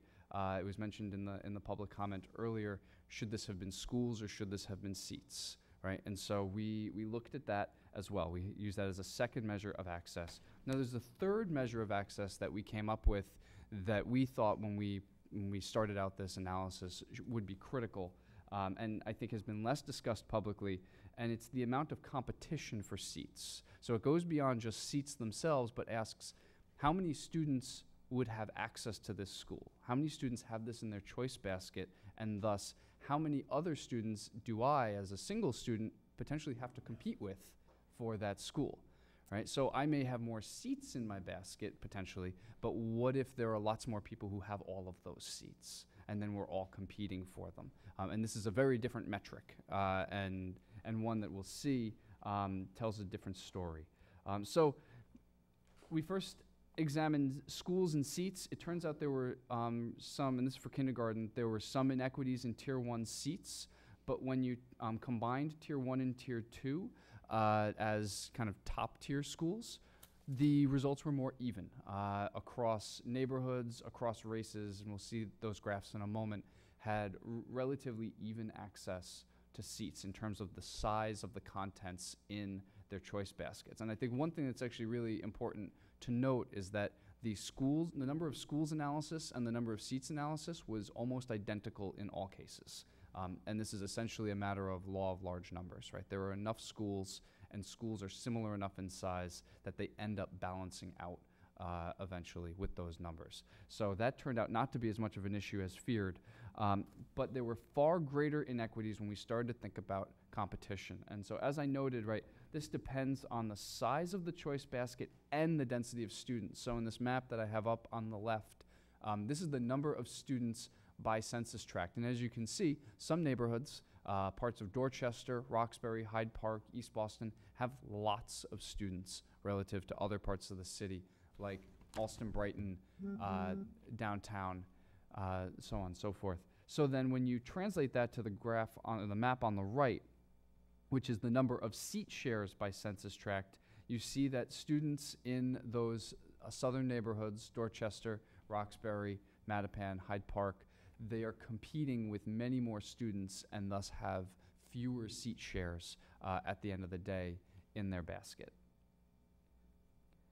So when we translate that from geographic to racial differences, what we see is in terms of seats, all groups had pretty even numbers of seats, and these are top tier seats. So this is tier 1 and tier 2. So those numbers are very similar in terms of raw access. But if we think about what we might call practical access, which is access once one considers competition, the results are a bit stark. Black students had approximately half the seat shares at top tier schools that Asian students had, and Hispanic and white students were right in the middle, give or take. And this is for kindergarten students. Now, if we take this story for 6th graders, very similar results, but exacerbated by the inaccurate implementation. In part because, right, if you have 0 tier 1 schools in your basket, you literally have 0 seats to share with anybody. And so combining tier 1 and tier 2 did not even out access to seats, so we do see that Black and Hispanic students had fewer top tier seats in their basket, though this particular result is not all that dramatic. What does become more concerning is when we look at seat shares. Asian and white students had high relative access to top tier schools.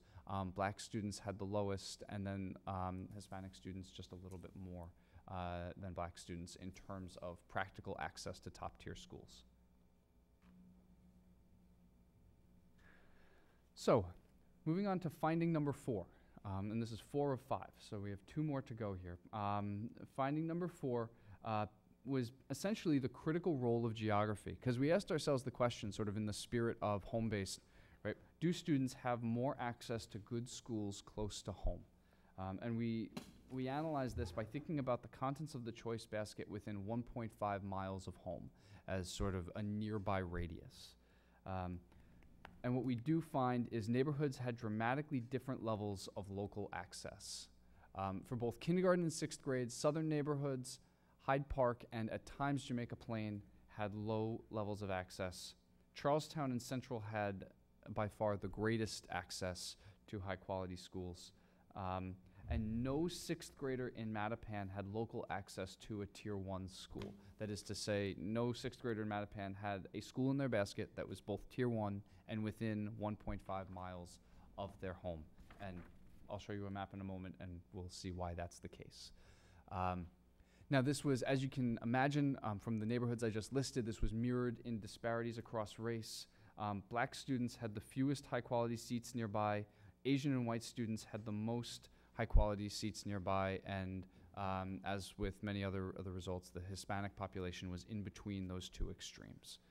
So now, the point here though, and I'll come back to this at least once, is this is not really about home-based. This is about the geography of the distribution of quality schools. So if you look at these maps that have the whole city, so darker blue is lower ranking tier schools, and light blue and kind of that more powder white blue color is tier 1. So what you see in these maps is that the high quality schools are clustered in certain parts of the city. They're in certain areas and they're not in others. And if you live in one of those neighborhoods that has none of these high tier schools nearby, then you by definition don't have any within 1.5 miles in your choice basket. And the most extreme example of this, which I noted on the last slide, was Mattapan.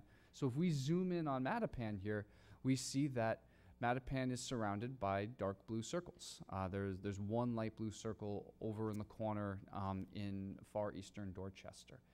And so this particular finding is not really about the home-based assignment plan. It is about the distribution of quality geographically across the district, and then about the limitations of what a school choice and assignment plan can do on its own to address that sort of issue.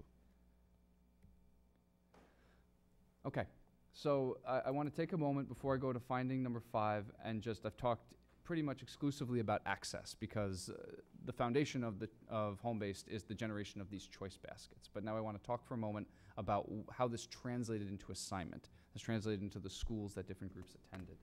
So if we begin with, again, geography, students from northern neighborhoods were far more likely to be assigned to Tier 1 schools.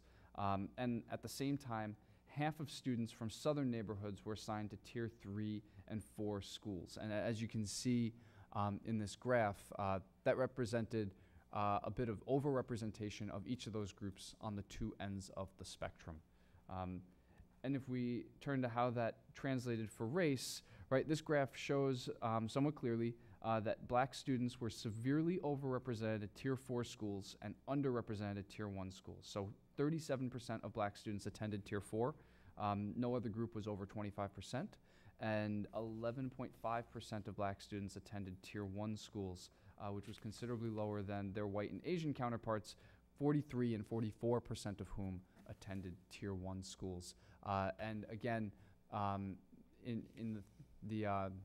keeping with the previous results around access, Hispanic students fell in between.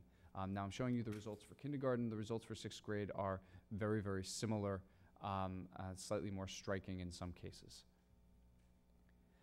Now, again, I want to return to the question of, is this a story about home-based, or is this a story about geographic inequity? And so the graphs on this slide show us the proportion of students in each racial group attending tiers 1 through 4, the last 3 years of 3-zone, and the first 3 years of home-based. And as you can see, the lines don't move much. The lines are rather flat. There are some little trends here and there. None of them are particularly statistically significant or meaningful. This is relatively consistent between the two plans. And so what we're seeing here is from the perspective of home-based, home-based was not responsible for these inequities. It did not fix them, but it did not create them either. Right, one last point I want to address before getting to finding number 5 was also, how does this differential competition across neighborhoods that we saw earlier through the analysis of access, how might it interact with the lottery process itself? Because as we know, there's a number of steps that occur in the lottery process. So the first one we wanted to think about was first choice, right?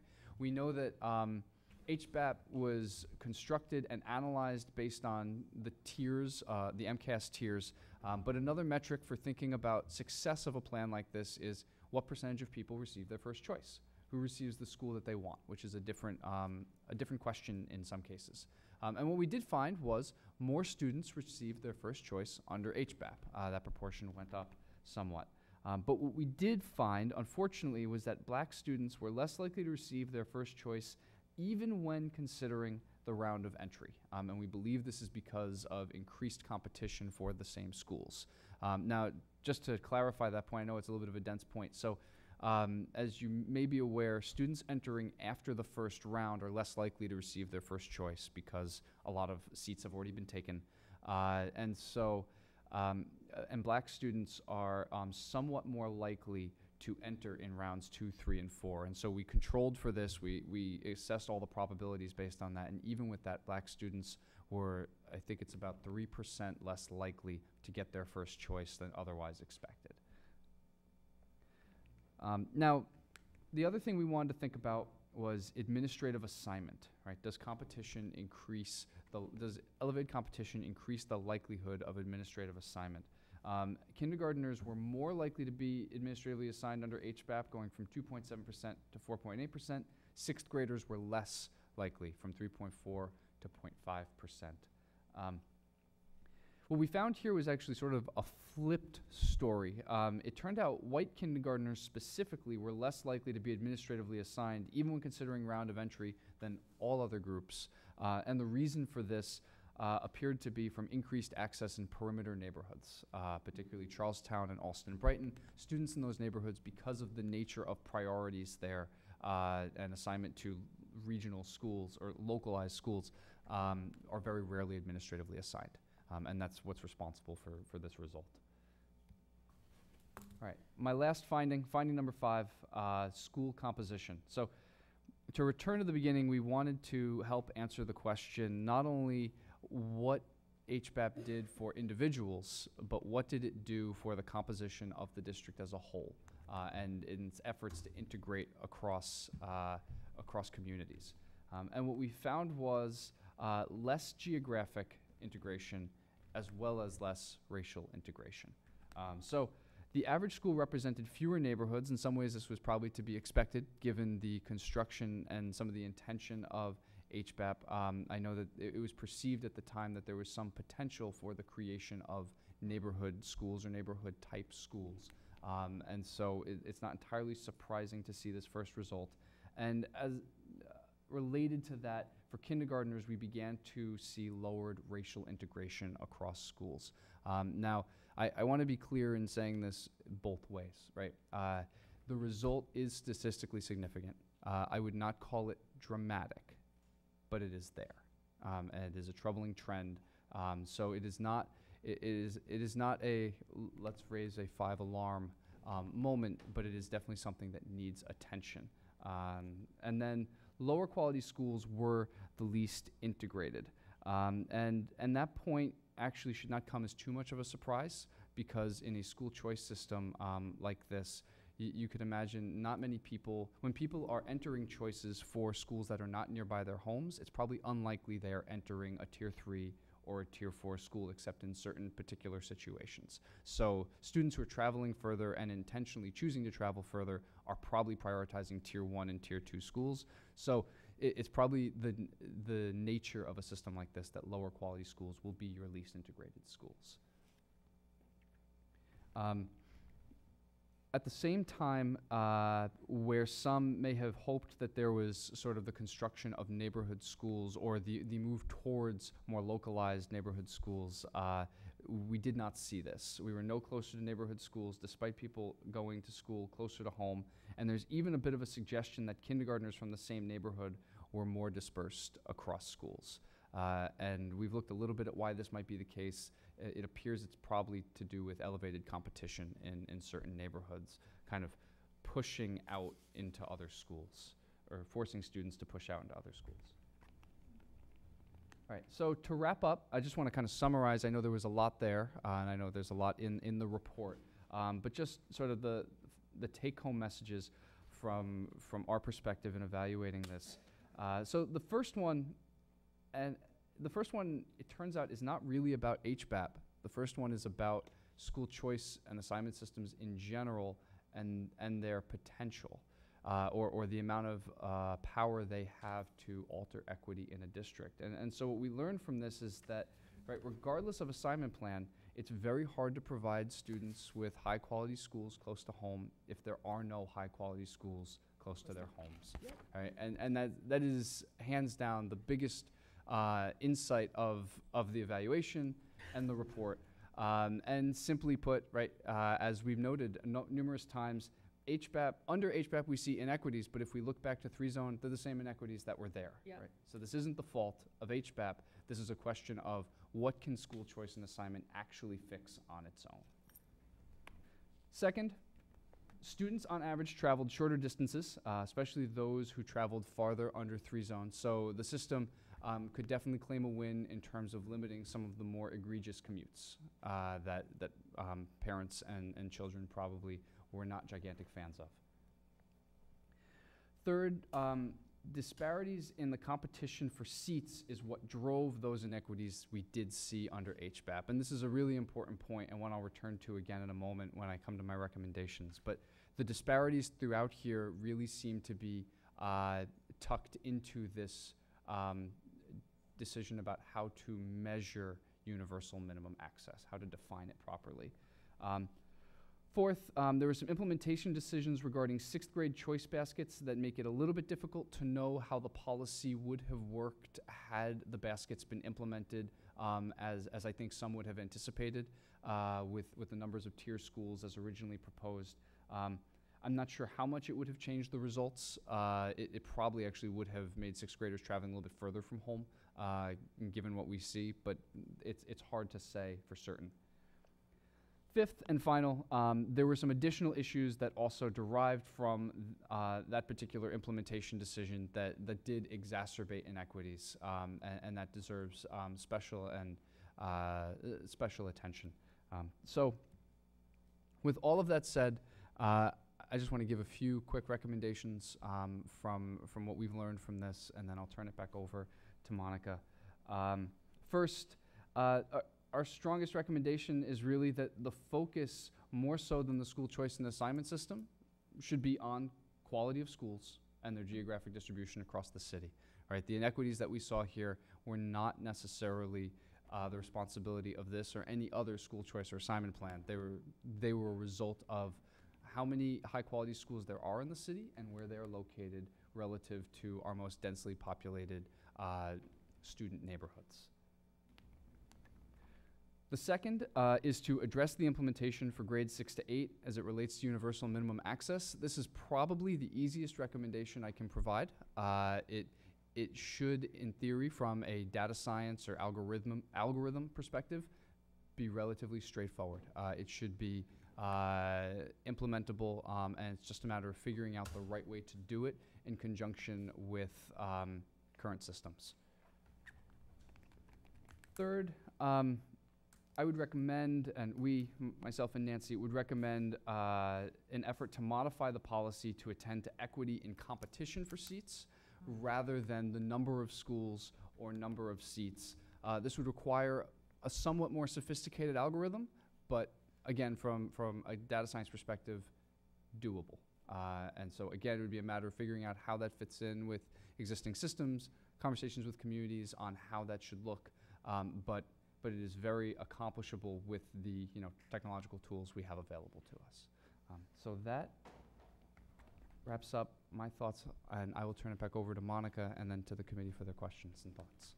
Thank you, Dan.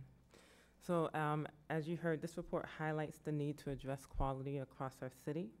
The Boston Public Schools is in the process of determining how to best support schools and address quality with a lens for integration with our work around high schools and Build BPS. The report also highlighted the impact of an implementation decision to construct all school choice baskets as if students were kindergarteners without ensuring that it then met the policy commitments. It is difficult to determine at this juncture why that decision was made. However, we intend to look at the feasibility of addressing it and thinking about our best steps moving forward. Lastly, we want to think about how we proceed with our, from here, how do we address the recommendations and future analysis. We would like to explore two things. One, the potential of conducting analysis of this nature every 2 years. And secondly, looking at developing a working structure wherein we bring multiple academic and professional experts together to give us capacity to think through our next steps and conduct the next analysis. We would like to invite the public to have additional opportunities to hear this report and ask questions. So we are in the process of working with BARI to identify some drop-in sessions, and we plan to share those dates via our website. We'll probably also email out to our various listservs as well. Thank you. Thank you, Ms. Roberts. First of all, I want to return to some comments earlier and recognize that there are a number of people that performed on the EAC, the External Advisory Committee, some number of years ago when we originally undertook this initiative. And so I thank them for their continuing support and interest in this topic and for their hard work at that time. This was truly a Herculean task at that time. Dr. O'Brien, I also want to ask briefly, do you have any other members of your team that are with us here this evening that you'd like to recognize? To be honest, I don't think any of them could make it. One of them got pulled away in emergency last minute. Another one is 9 months pregnant, and I think watching us from home. And Nancy is out of the country, so unfortunately I cannot.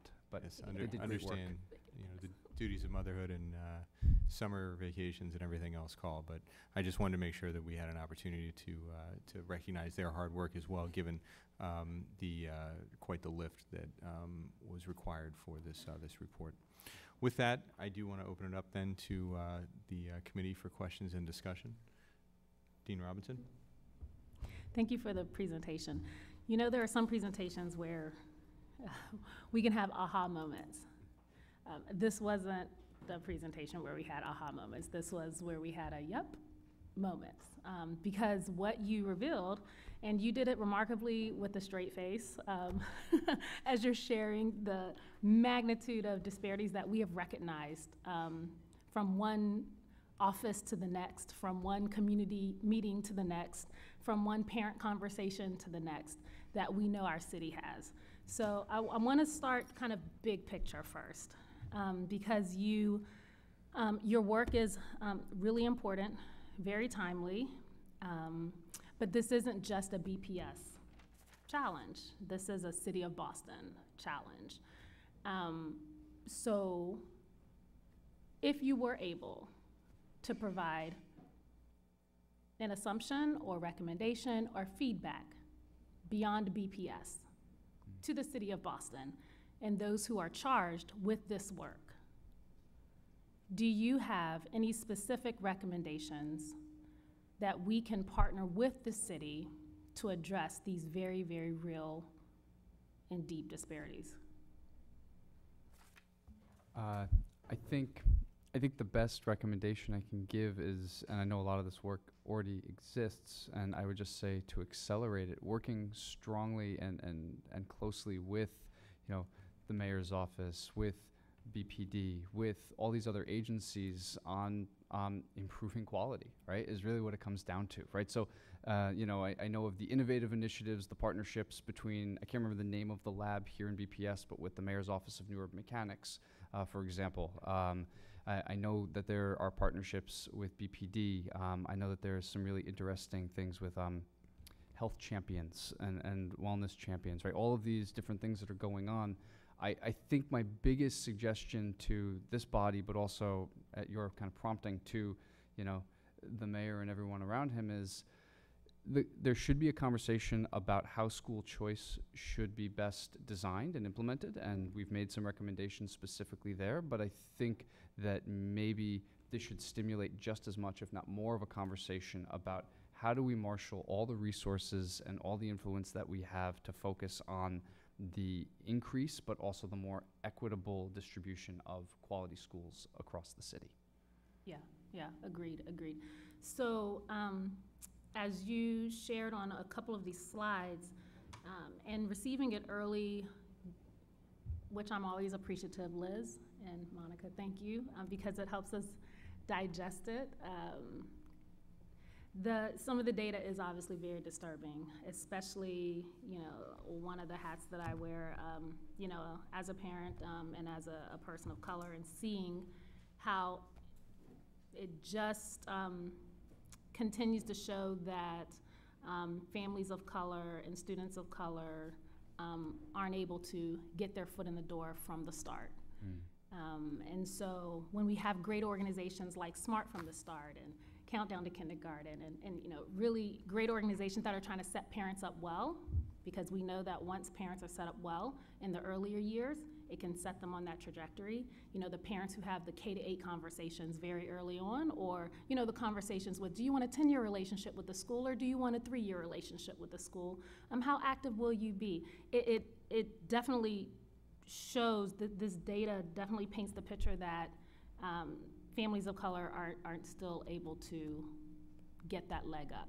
So we know that we have a lot of work to do in moving the needle. And I'm grateful, Monica, to your leadership. But I know, and we say this to you all the time, that this is just not your work. This is just not this team's work.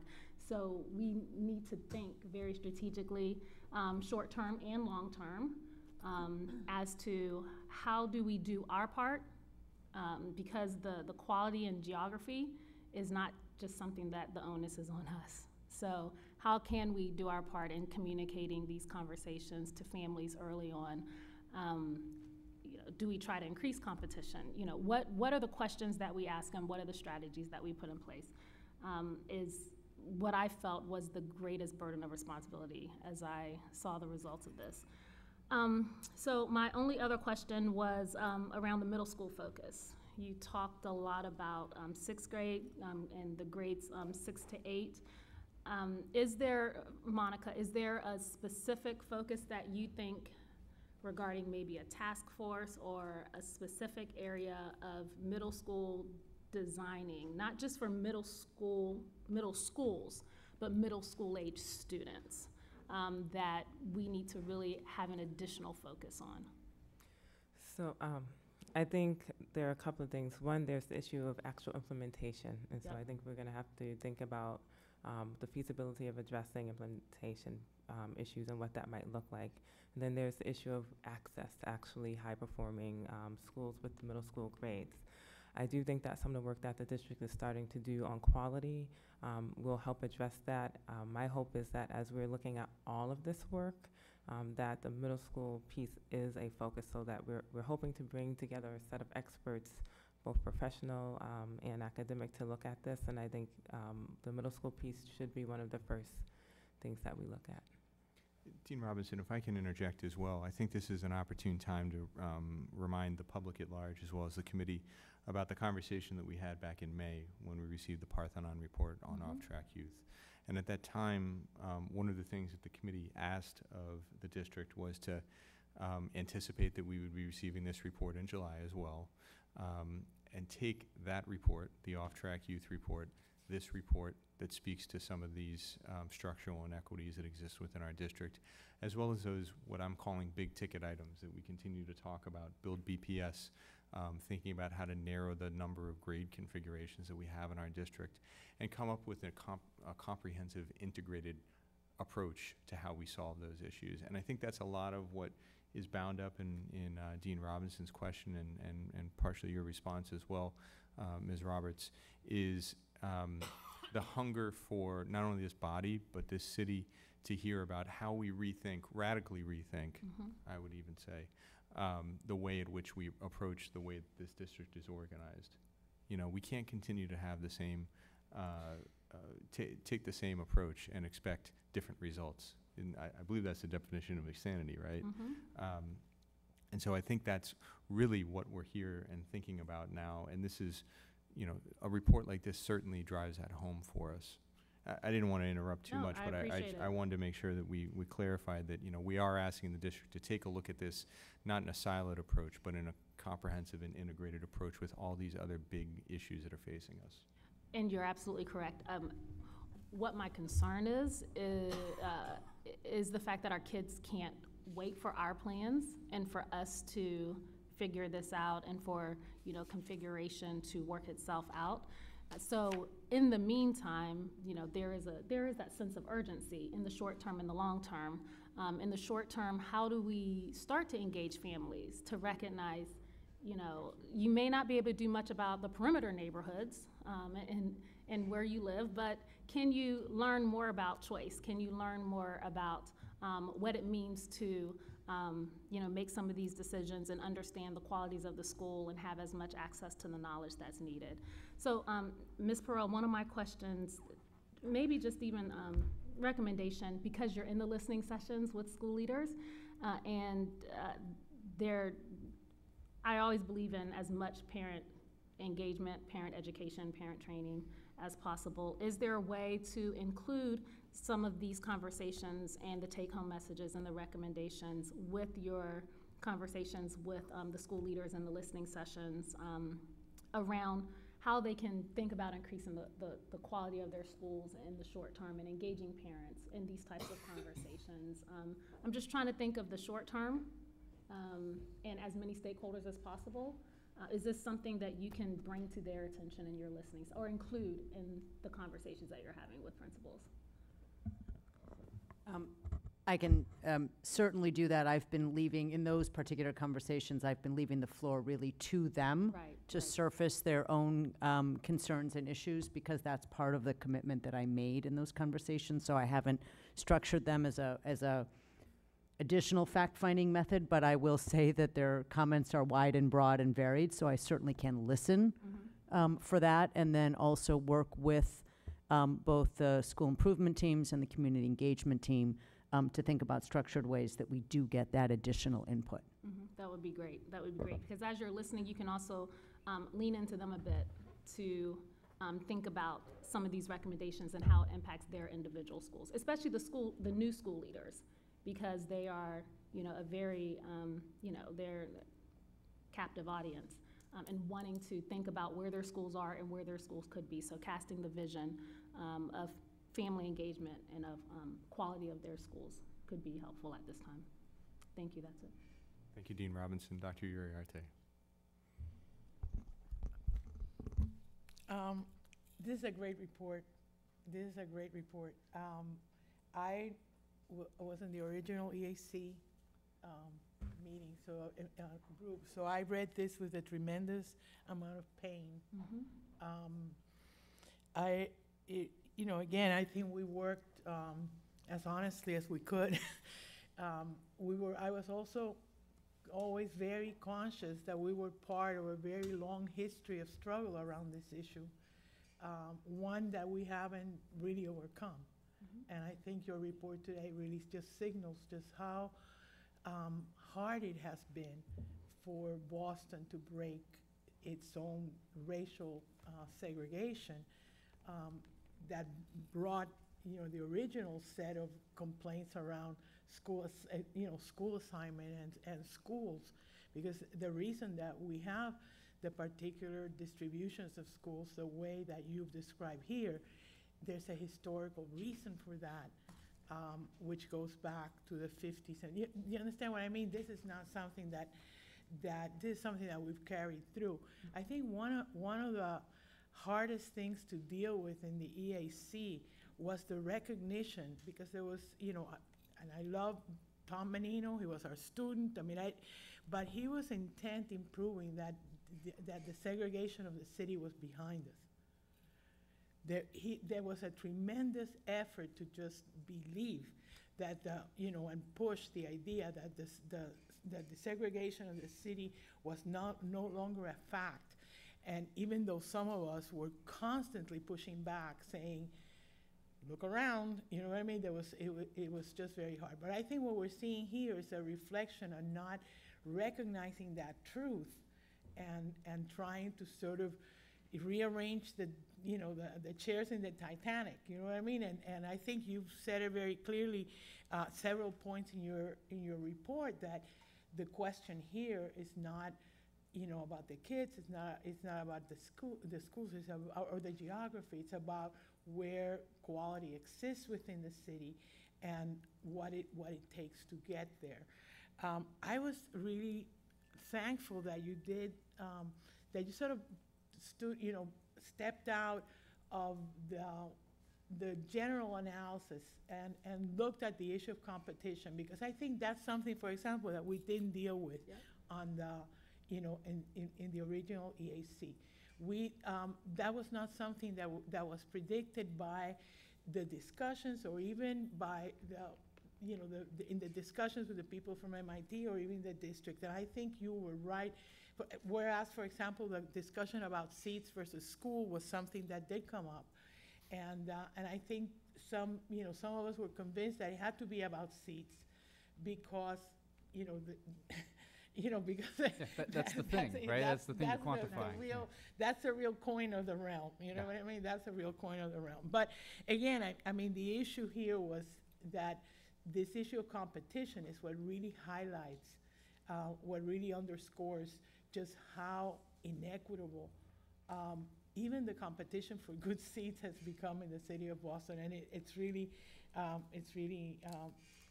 it's excellent work, and I went through all your methodology. I read it with tremendous pain. I have to admit, but I thought you did a really good job. I did have some specific questions about choices that you made, and then I wanted to get some opinion about your findings. For example, I was actually very thankful that you measure poverty in a way that is inclusive. As you know, right now, I mean, the schools are being forced to look at poverty as participation in federal programs, and that tends to exclude large populations particularly in the city of Boston, in the Boston Public Schools. So I was glad that you were able to do that. And again, I mean, at some point, I'm going to call you up and say, well, why didn't we do this for the opportunity index? and we got to figure that out. But I was really happy to see that. I did want to know whether at some point you said that you included, that in looking at ELLs with disabilities, that you included them within SPED. And I was wondering how you made that decision, because they're just the same, how did that decision get made, that they were not included? And my question is, did you include them also as ELLs, or not? Yeah, so it was basically that there were essentially, I'm sorry, I'm going to go a little data kind of on you. So there were two variables. One variable was ELL, and the other variable was SPED designation. And so if a student was in both of those, then in the ELL analysis, they were classified as ELL, and in the SPED analysis, they were classified as SPED. Now, okay, no, my question's fine, as long as you included them in both, because there's this whole sense that you take ELLs with disabilities and just put them in SPED, and they no longer appear as ELLs. But I'm fine with your decision. So actually, so just to be clear, I'm sorry. So under ELL, there were three categories. There was current, never, and former, right? And we generally chose to analyze current versus never and former, because former is no longer enrolled. Under the SPED classification, there were three categories. There was SPED, there was Gen Ed, and there was SPED ELL. So they are broken out here in all of, at least in all of the appendix graphs that analyze SPED. ELL SPED is separated from other SPED. Okay. And they tend to, I mean, I'm just looking here at tier levels, which isn't entirely relevant, but they tend to have to travel further to school because the programs that serve them are fewer in number, those sorts of things. But so my next question. Yes. One of the reasons we suspected that may be the case, because there was no match between program and population. So you have, for example, the classic case is the case of the Cape Verdean students that live in the Dudley area and go to Brighton to school. So we knew that was a possibility. So what I wanted to know is, why precluded having a deep analysis of the ELL and the SPED overlays in this study? I think the simplest answer to that is, right, it's amazing to write an 145-page report and have to admit to oneself that there are hundreds more questions to be answered. And so, that's one question that, we wish we could have had time to do more and to do proper justice to. And there's dozens of others that, we've thought of and said, we'd love to know the answer. And I know our colleagues would love to know the answer as well. We decided, especially as the analysis continued to grow, and as the gravity and weight of the whole thing grew and grew, we had to decide how to address the writ of the bid and really satisfy the evaluation we committed to in a sort of what we could do thoroughly and that would tell the story of the system most effectively. And questions like that, I think, are definitely important things to bring up, to think about, either for future analyses or for future evaluations, when it comes to the point that if the system is stable enough that, some years you can ask new and more nuanced questions. But I think there's always the opportunity to keep answering more things. Again, to me, the question of the overlays, particularly for the ELLs, we were actually waiting for it because it has strong programmatic implications. We wanted to see how students were being assigned and whether they were being assigned close to where they were. So maybe that's something, a recommendation for Superintendent Peril is that we really take a look at the overlays, because it does have very serious planning and programmatic connection to programs for English language learners. And so that we don't have the situation that I just described with Cape Verdeans, and again, it happens with many with almost all the groups, and that, you know, and I think part of the reason that we had the overlays was with the idea that they would be changing, because we knew that especially immigrant communities move through the city very, very fast, so that, you know, it was something that we predicted even at the time that we were developing the overlays, that this would be something that had to be connected to program in a very intrinsic way. So I'm very disappointed, I have to tell you that, and I'll see John Mudd, because we've been waiting for your report for 4 years, and, you know, the idea here is that, you know, that we need to do that. We need to understand how those overlays work so that it will allow the Office for English Language Learners to really deal with where programs are placed in a more consistent way. Dr. Uriarte, if I can interrupt just for a moment, I believe the district had a recommendation on the frequency of future equity analyses as well that would fit within a continuum of the analysis that was done here. And so, Monica, I don't know if you mentioned that earlier, if you want to comment on it now. I think that might help fill in the gaps here with some of these hundreds of questions that Dr. O'Brien's pointed out. The thing is that this is not an equity issue. This is a programmatic issue. Okay, so it's a different, it's a different kettle of fish. It's really identifying where students are, how they're moving, and how does the Office for English Language Learners can really, you know, work to try to place programs where students are. But that's it within the universe of this assignment process. Yeah, correct? I mean, it's in this data, is what I'm saying. It's in this data, not necessarily as an equity issue, but as a program issue. Okay. The other thing I know, Alex and I both rolled our eyes when you said, you know, that ELLs, and, you know, just look at the Latino data and you will find the ELLs. You know, you've got to do a little bit better than that.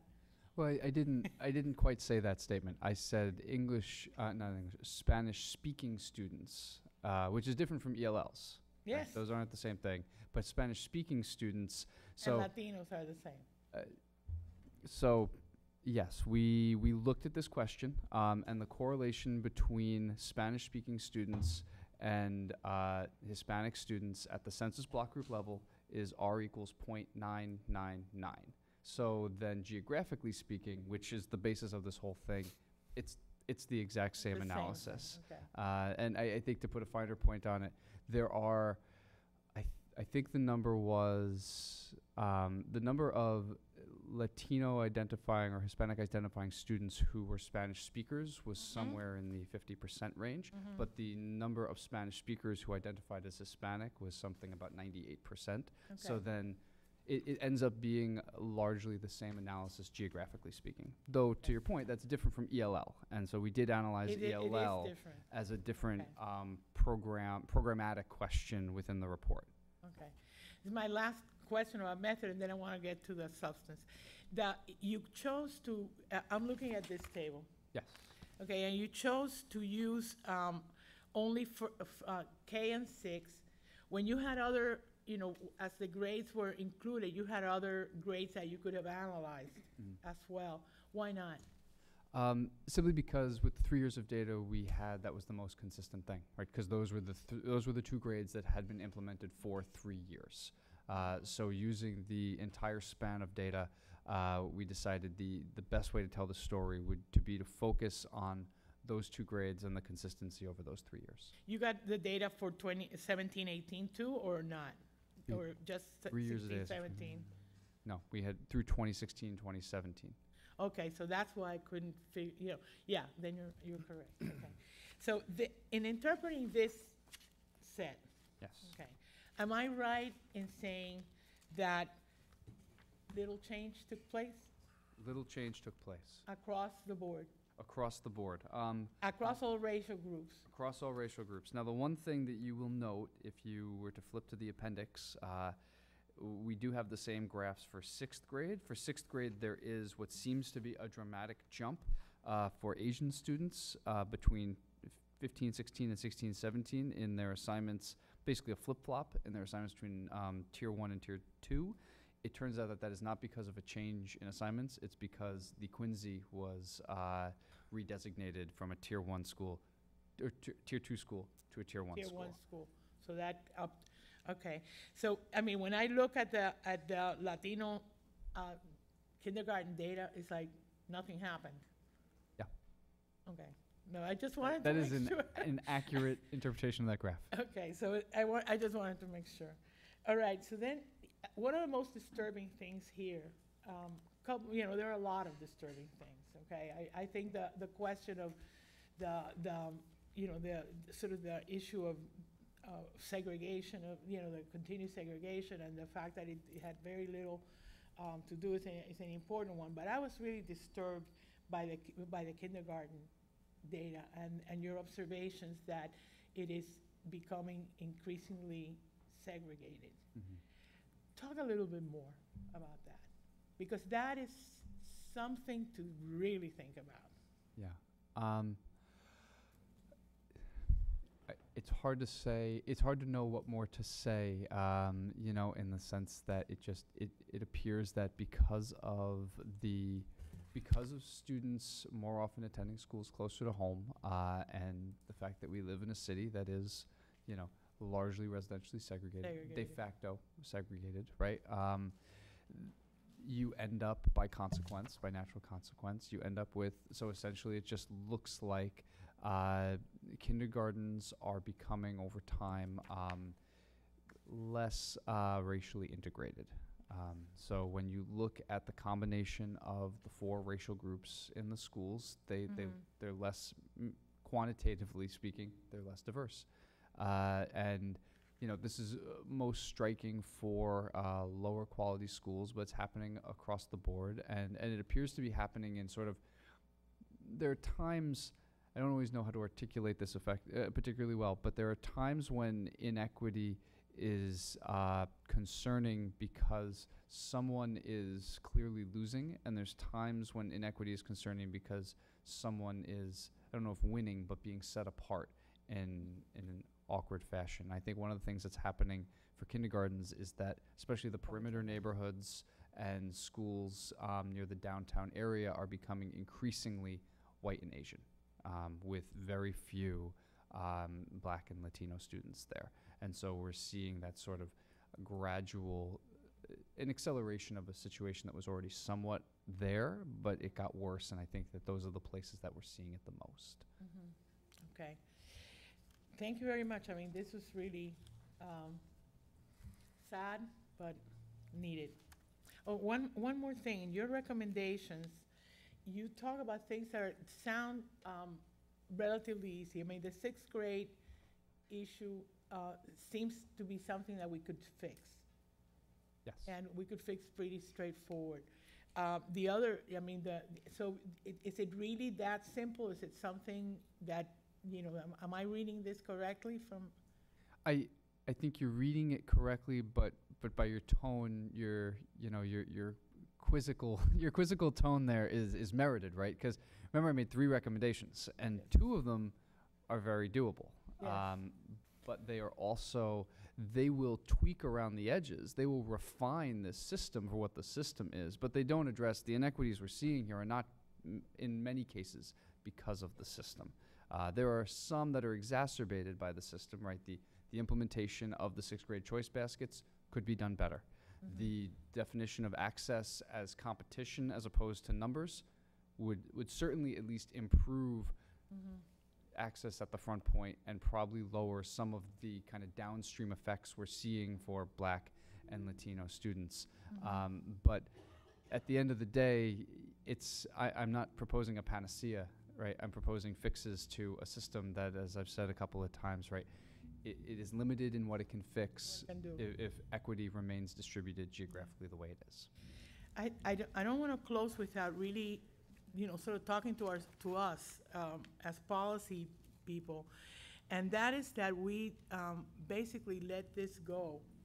The original plan, and thanks to Liz, I researched and got the actual recommendations of the EAC, was that we would have annual reports on these, annual reviews, and that would have picked up, for example, the 6th grade situation right away.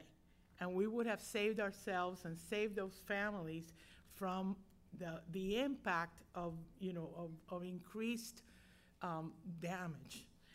So I think we need to really think about how we're going to move forward on this. We need to be able to watch this very carefully because it is such blatant disparity. You know, the opportunity and achievement gap is here. This is what it's about.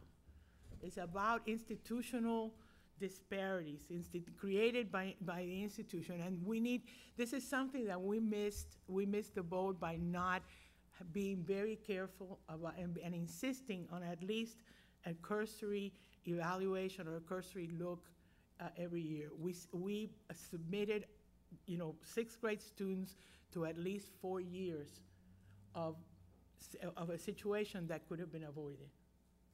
And I want to make sure that we own that and that we in some way apologize to those families and think about how we're going to do our own work better.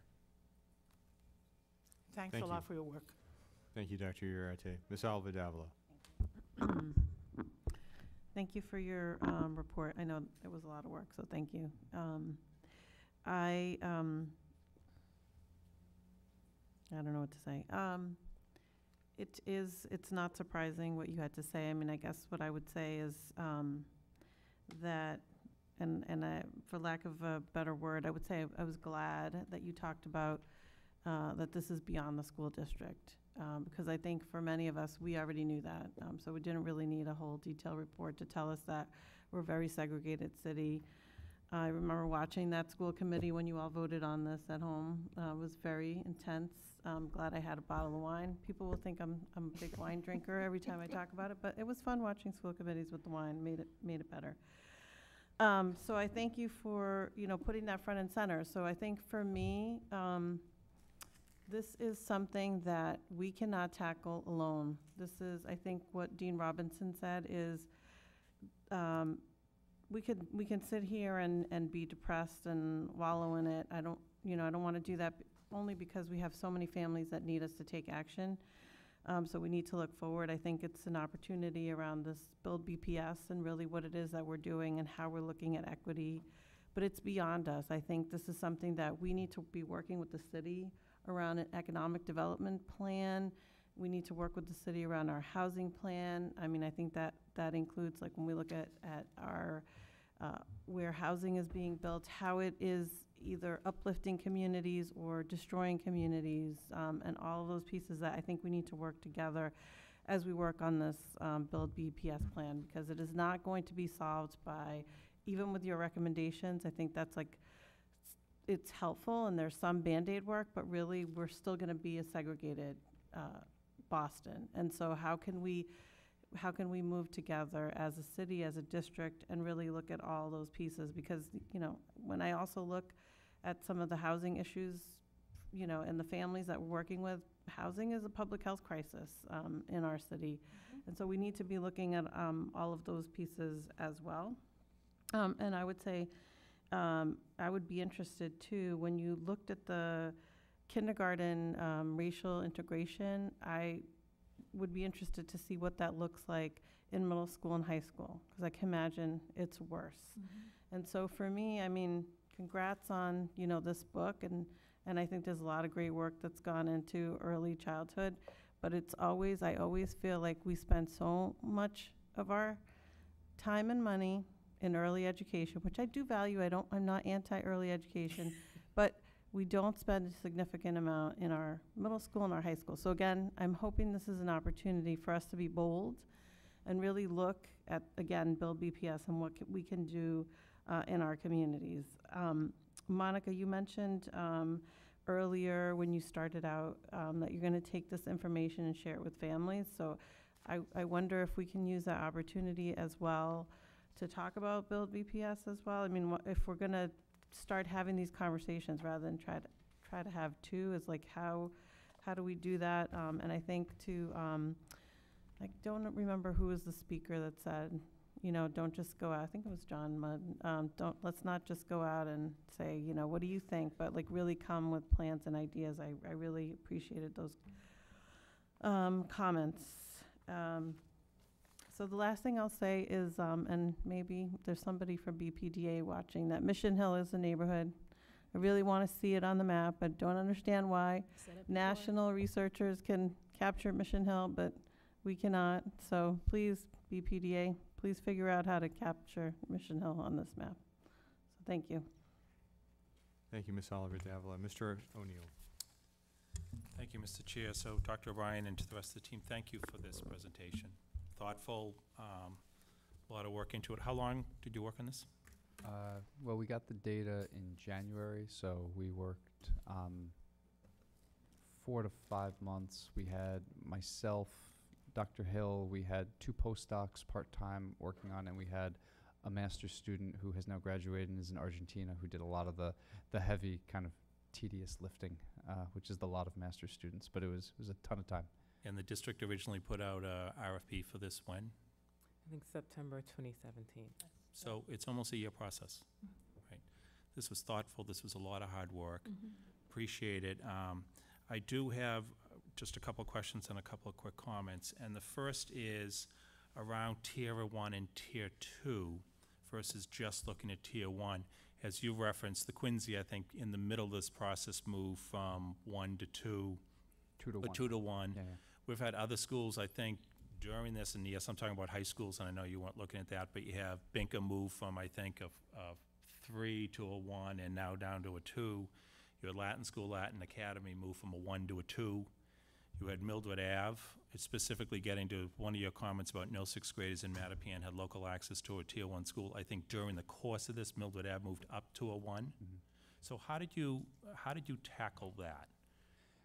Schools moving in and out of the process. Depending on the situation. For access, we basically just pooled across the years and we kept the tier of that year. So that last example may have moved like in the year of data that Dr. Riarte pointed out we didn't have, right, this last year. So that generally gets sort of lumped into a 3-year average sort of thing. So if something moved and it was in a choice basket in as a Tier 1 in 1 year and Tier 2 another year, it counted as its appropriate tier for that year for that number of students. Would you, if you had looked at Tier 1 and Tier 2 lumped together, because sometimes, I mean, literally, we're talking about some schools being moved by the state from a 1 to a 2 because 3 special ed students didn't take a test.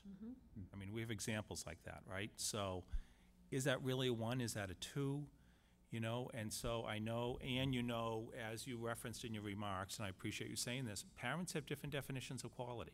Absolutely. Right? And is it just based upon state rankings? Is it based upon a range of other things? So did you think of looking at the data for Tier 1 and 2s together?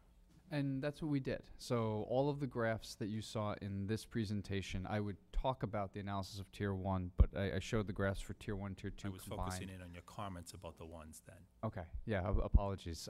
So, and throughout the report, we made a point, especially because there's only so many Tier 1s. So to your point about what, you know, nerds like myself would call measurement error, right? There's some things on the top of Tier 2 that are just, you know, a hair away from a Tier 1 and vice versa. We definitely wanted to account for that, so we did both analyses so that we could see what equity looked like in both ways, the most stringent definition and the broader definition. And as particularly have schools have moved out of that. You know, in the past couple of years, I think we have the highest number of Tier 1 and 2s in the Boston Public Schools that we've ever had. And interestingly, we have been devoting resources very specifically to our 3s and 4s. So I caution when folks say that this plan is moving us back to the 70s, because that's a difficult statement to make when this body is very committed to closing the opportunity and achievement gap for all of our students. And the work that this body has done about how we fund our schools, as an example, is so completely different from everything that led to the problems back in the 70s that people recite. I mean, that's an apples and orange comparison. But what this does highlight is, in my mind, 2 things. One, we still have a lot of work to do, and we can't do it without the data, and you provided us the data, and you provided thoughtful recommendations to us, and I'm going to address that in a second. But we can't do it with the data, without the data, and we have that now, so that requires action on our part. And the second thing is, I wrote down a quote you said, Dr. O'Brien, because it struck me so much. So I hope I get this word for word right. You said the inequities we are seeing are not a result of the system. Did I have that correct? I would say that that is largely, so I'm going to give you the academic answer, which is I will say that that's largely true. Most of the inequities that we're seeing, particularly in assignment, were already there, right? I think what we can also say, though, so let me step back for a moment. 3-zone never dealt with competition for seats either, right? So what this process revealed is issues with this particular school choice and assignment system plan that, again, the recommendations you want to talk about in a moment, can be addressed, but they were never addressed before. So it's hard to fault a system that, you know, to Dr. Uriarte's point, if we had done the evaluation sooner, would we have caught it sooner? Very possibly, but it's hard to fault a system that was innovative for not catching something no one had thought of before when we've now revealed it. So in kind of a historical sense, these inequities were not created by HBAP, but one of the nice things of the equity analysis and doing this exercise is we've recognized things about it that could help to at least partially ameliorate some of these inequities that are not helped by the way the system is currently configured. Right, and so now that we see them, we are required to act on them. Because this body is so deeply committed to closing the achievement gap of all of the 57,000 youth in our care. And to do that, this body has decided we have to close the opportunity gap first. And this points out some opportunity gaps. And so I very much want to endorse each of your recommendations. Quite frankly, I think in number one, it is something we as a body in our budget decisions have already started to do the past couple of years with more and more funding going to level 3s and level 4s. I think we have to pick that up even more and concentrate in ways. This is all about getting high-quality schools in all of our neighborhoods across the city. It's not about perpetuating inequalities, but it's having every parent and every child have the opportunity to attend a high-quality school. So I think we have to refocus our efforts on number one, in our budgetary process in the coming year, in the supports that the district, central district provides to our schools that have more challenges, particularly the level 3s and level 4s.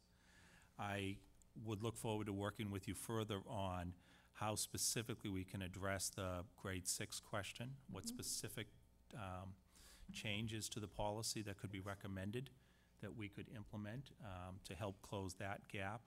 And then 3 would be interested in your thoughts on how to modify the policy, because there was a lot of discussion about that time about seats versus schools, and the decision was made collectively as a body to focus on schools. You're saying, and particularly this thought process about competition for seats, I mean, that's some pretty advanced thinking. And I applaud it, because you're really trying to dig in, you know, on, my wife always says to me all the time, think about controllable versus not uncontrollable. And we can't control what we can't control, right? But on the controllable things, we can control the 6th grade triggers. We can control about should we look at competition of seats. We can't control where people choose to live in this city. We would like to be able to impact that by having high quality seats everywhere, so school is not a consideration where people live, et cetera. But, you know, there are things outside of our control, but we can control having high quality seats in every neighborhood. And so I really thank you for the work that you and the team have done on this. And that work requires us to take concrete steps. So, Ms. Burrell, now that you're in the seat, I know, and it's fascinating because typically we would say, you know, you don't know about this, you just joined, but in fact, you know this issue well. And I have no doubt you will be looking closely at each of these, and I look forward to you and your team coming back to us, particularly on step 2 and step 3, recommendation 2 and recommendation 3, but also continuing the effort we have already begun to focus more and more on the 3s and 4s and how we can support them more so they can raise up and become quality schools too. Thank you, Dr. O'Brien and the entire team. Thank you. Well, thank you, Mr. O'Neill. And I really appreciate the fact that you focused specifically in your comments on the recommendations made in this report, specifically around funding, because I find a commonality there, a common thread that runs through the comments that came from Dean Robinson earlier about how we can incent folks to move between the schools and how dollars follow kids, and a conversation that I had with Ms. Jerry Robinson earlier as well about some of the other conversations that have occurred through the district over time. And so, you know, judging how you allocate resources around this district to create quality versus how you allocate quality through a complicated algorithm, those are two, those are binary decisions, right? We can, just to your point, Mr. O'Neill, you know, we can create more quality, and that quality comes through funding. But the question is, where do you find that funding? We have a number of sources, but we've also got funding within the district that is inequitable, or inequitably is not the right word, but inefficiently spent. Yeah. And what I'm talking about is busing, right? And so when we think about, there was a conversation that we had, and I can't remember how developed we got into that in the last year, but we thought about how do we get kids off buses at schools, specifically the kids that are within a walk zone. How do we get them off and recoup that funding and put it back into the school? And there was a discussion begun under Dr. Chang's leadership that spoke to the idea of, okay, well, if it costs $4,000 for a kid, let's just use a number, to bus them over the course of a year, and we're charging a bus for the purpose of filling it with that seat, but that seat never gets filled because that kid just never bothered to opt out of busing. How do we get that kid to opt out of busing, rearrange our system, and reinvest that money in the school as a result? In other words, we're not spending it on the system that gets the kid to the school. We're spending it on the school itself. I think there's a interesting thread there for us to think about in the context of this conversation, and that's a marketing issue, right? That's a question about how do we get parents to buy into a different way of thinking about how we assign kids in this district. Because if we want to increase more seats around the district that are of high quality, we have to pay for it. And there is a glaring pot of money out there, if you will, that we need to address as part of this conversation. It might not be the right answer, it might not be the only answer, but I think it needs to be part of this conversation. It wasn't the last time, and it needs to be now. I'm sorry, So, Dean Robinson, you have something. I appreciate you bringing that point, and I wonder if, in connection to that point, when you spoke earlier about the algorithms and the implementation and how they both need to go hand in hand, I'd be remiss if I didn't bring up how school start times began with an inequitable analysis and us wanting to be at the forefront of being equitable. And so when you talk about transportation costs, and when, like, the entire reason why we went through such a lengthy, sophisticated process, and you mentioned it as well, you know, you need a sophisticated algorithm to even look deeper into this. The implementation is where we found ourselves challenged. So if we are not wanting to repeat history, we need to really think about implementation and engagement in such a way that when we very clearly state students of color are getting the short end of the stick here, so we want to make it possible to increase and level out the playing field, then we need to really be mindful of what has taken place before. Absolutely. And you know, the thing about this is that I think we all step back and sometimes neglect to take, or sometimes actually take it for granted, the fact that nobody would ever design a system in the way that the Boston Public Schools have been designed and have been brought to its current iteration today, right? This is We'd hope. Well, I mean, you know, but we would. But honestly, looking at the system, and if you look at any other major public school system around the country, we don't have 24 grade configurations. We don't have kids, and I'm painting with a broad brush now with respect to transportation, but we largely don't have kids traveling long distances across districts. Frankly, for the 46 largest school districts in the nation with a $1.1 billion budget, 12% of which is transportation, that's way out of whack. We're the #2 in the nation as far as transportation costs are concerned. This is a system that we have before us that, not for any other, I wouldn't venture for cause of malice or ill intent is before us today. But nevertheless, we've had attrition over the years by the shrinking of our student population, the shrinking of our schools without any, the shrinking of the number of our schools without any real respect given to how kids will move through that system, the transitions that happen through that system, and the inequities that are then created by the way in which we fund those schools. And so I think, you know, we're at a point here where the rubber meets the road. You know, 10 years ago, we were at 30% funding from the state. We're down to 11%. You know, pardon my French, but Charlie Baker's not walking through that door with a bag of money, you know? So we don't have funding from the state to rely on. The same thing is true with respect to the federal funding dollars as well. And over, I don't know how many years, we have been exceeding the allotment that we've been given from the city versus other city agencies. And so the way in which we fund these schools is not going to provide us the opportunity to invest in the necessary programs across all of our schools that we need in order to address the urgent problems that we've talked about tonight, and frankly, we talk about almost every night that we're here in a school committee meeting. And so what do we have to do as an alternative to that? We have to think about how this system radically looks different going forward. I said it when we hired Dr. Chang, and I've said it a number of times since that time. My kids are going to be fine.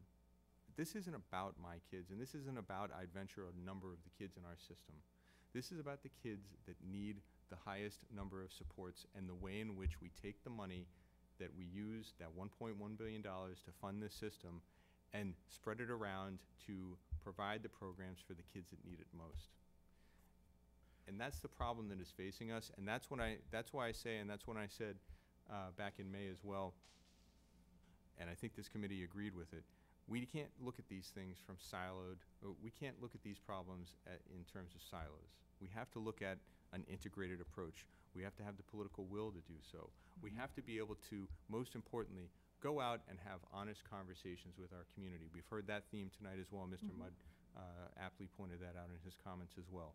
We need to be able to talk to people in plain language and say, these are the problems that are facing us, and they're not going to get better. So if we're to solve these problems, we need to work together. We need to think about ways. We need to treat people like adults. We need to say, these are the problems, these are potential solutions. Let's talk about those solutions, and let's come to a consensus together. And I think this report, more than anything else, helps crystallize that for us, because there was a lot of hard work put in by a number of people sitting up on this podium and a number of people in this audience.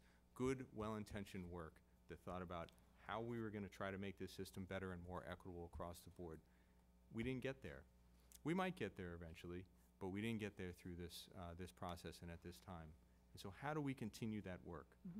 What else are we here for? Agreed. Dr. Uriarte. I actually, you know, I'm listening to you, and, you know, what I'm thinking is that it takes me in a very different direction. We cannot do anything about the racial segregation in the city or the income segregation in the city. That's not what we're here. Schools can't do that.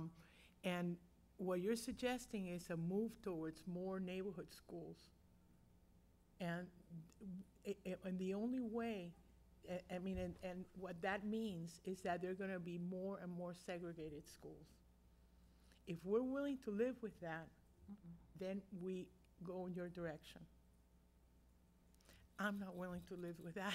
Dr. Uriarte. You know what I mean? I'm really not. So I think we need to really think about what this means in relationship to that plan. And I, you know, again, I voted for this plan. Absolutely. Believing, as I think you did, that it would take us beyond, you know, it would allow for more possibilities for kids that were locked in particular neighborhoods, and that didn't happen.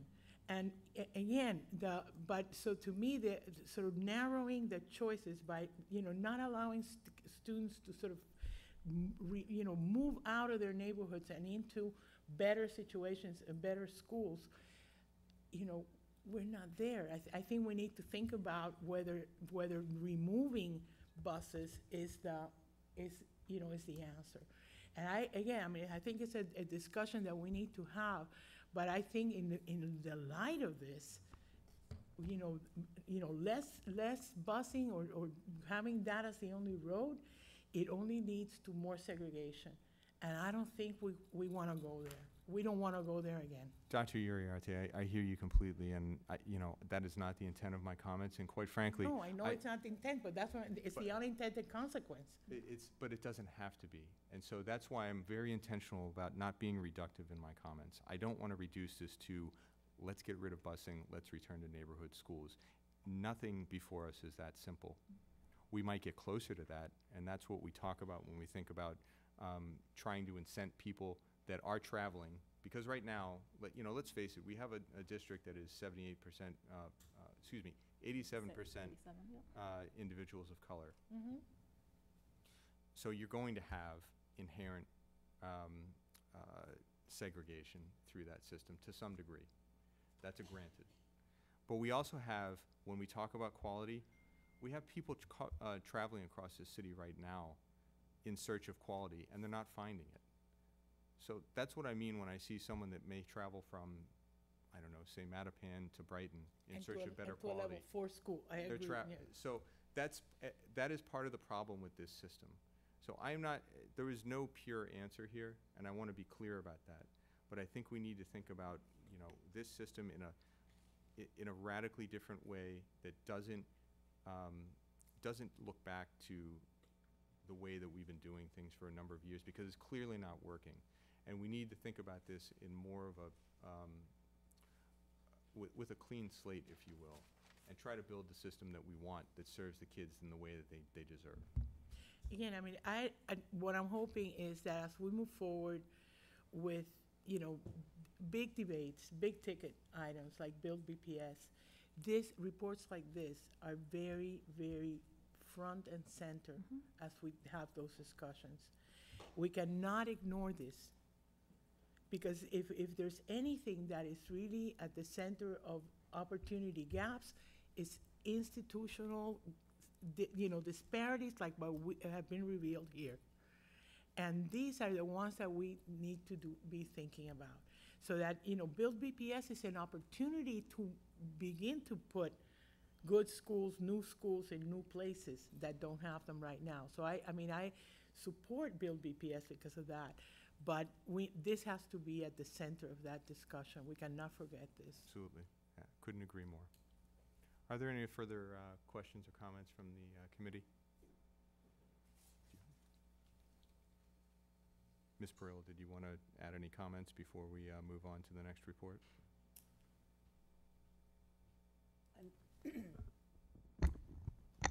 I think there are a number of items in here that can be looked at near term in terms of implementation.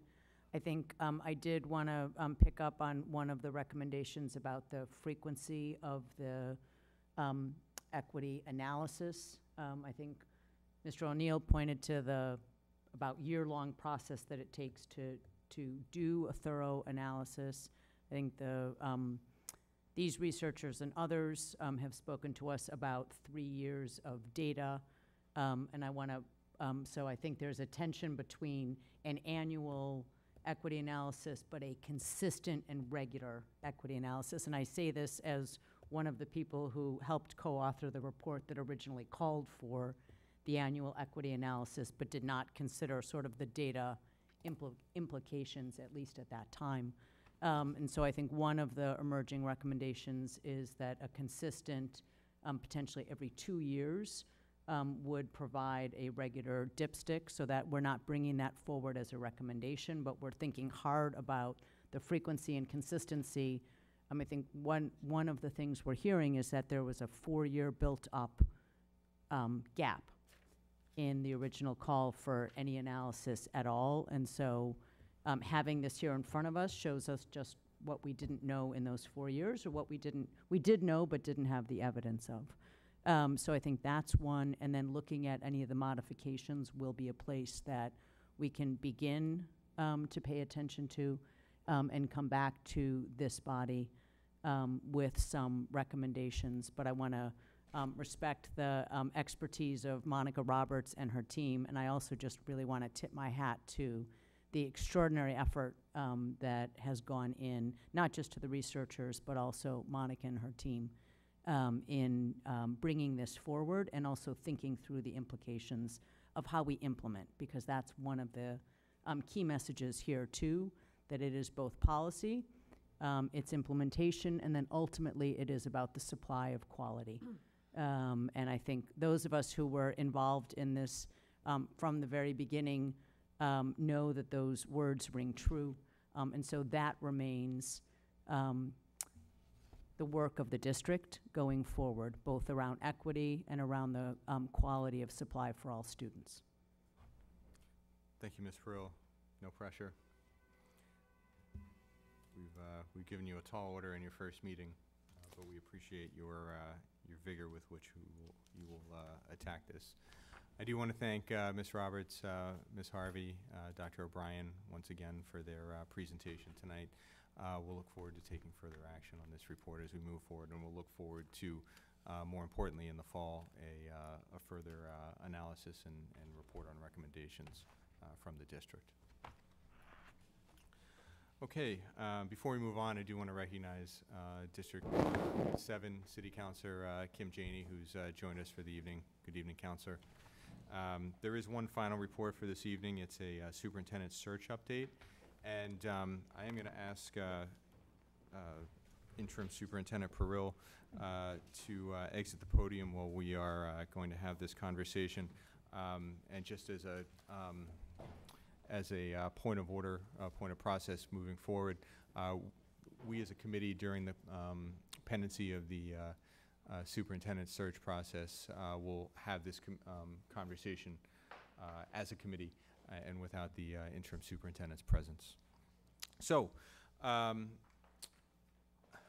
moving on from one weighty topic to another, we have a lot of work ahead of us as both a district and as a committee.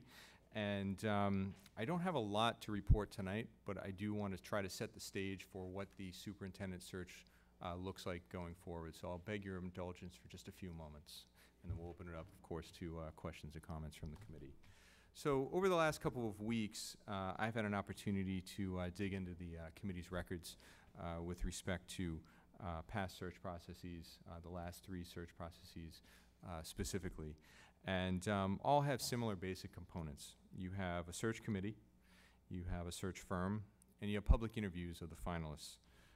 Search committees have typically varied in size from roughly 6 to 12 members, all including members of the community as well as certain members of this body.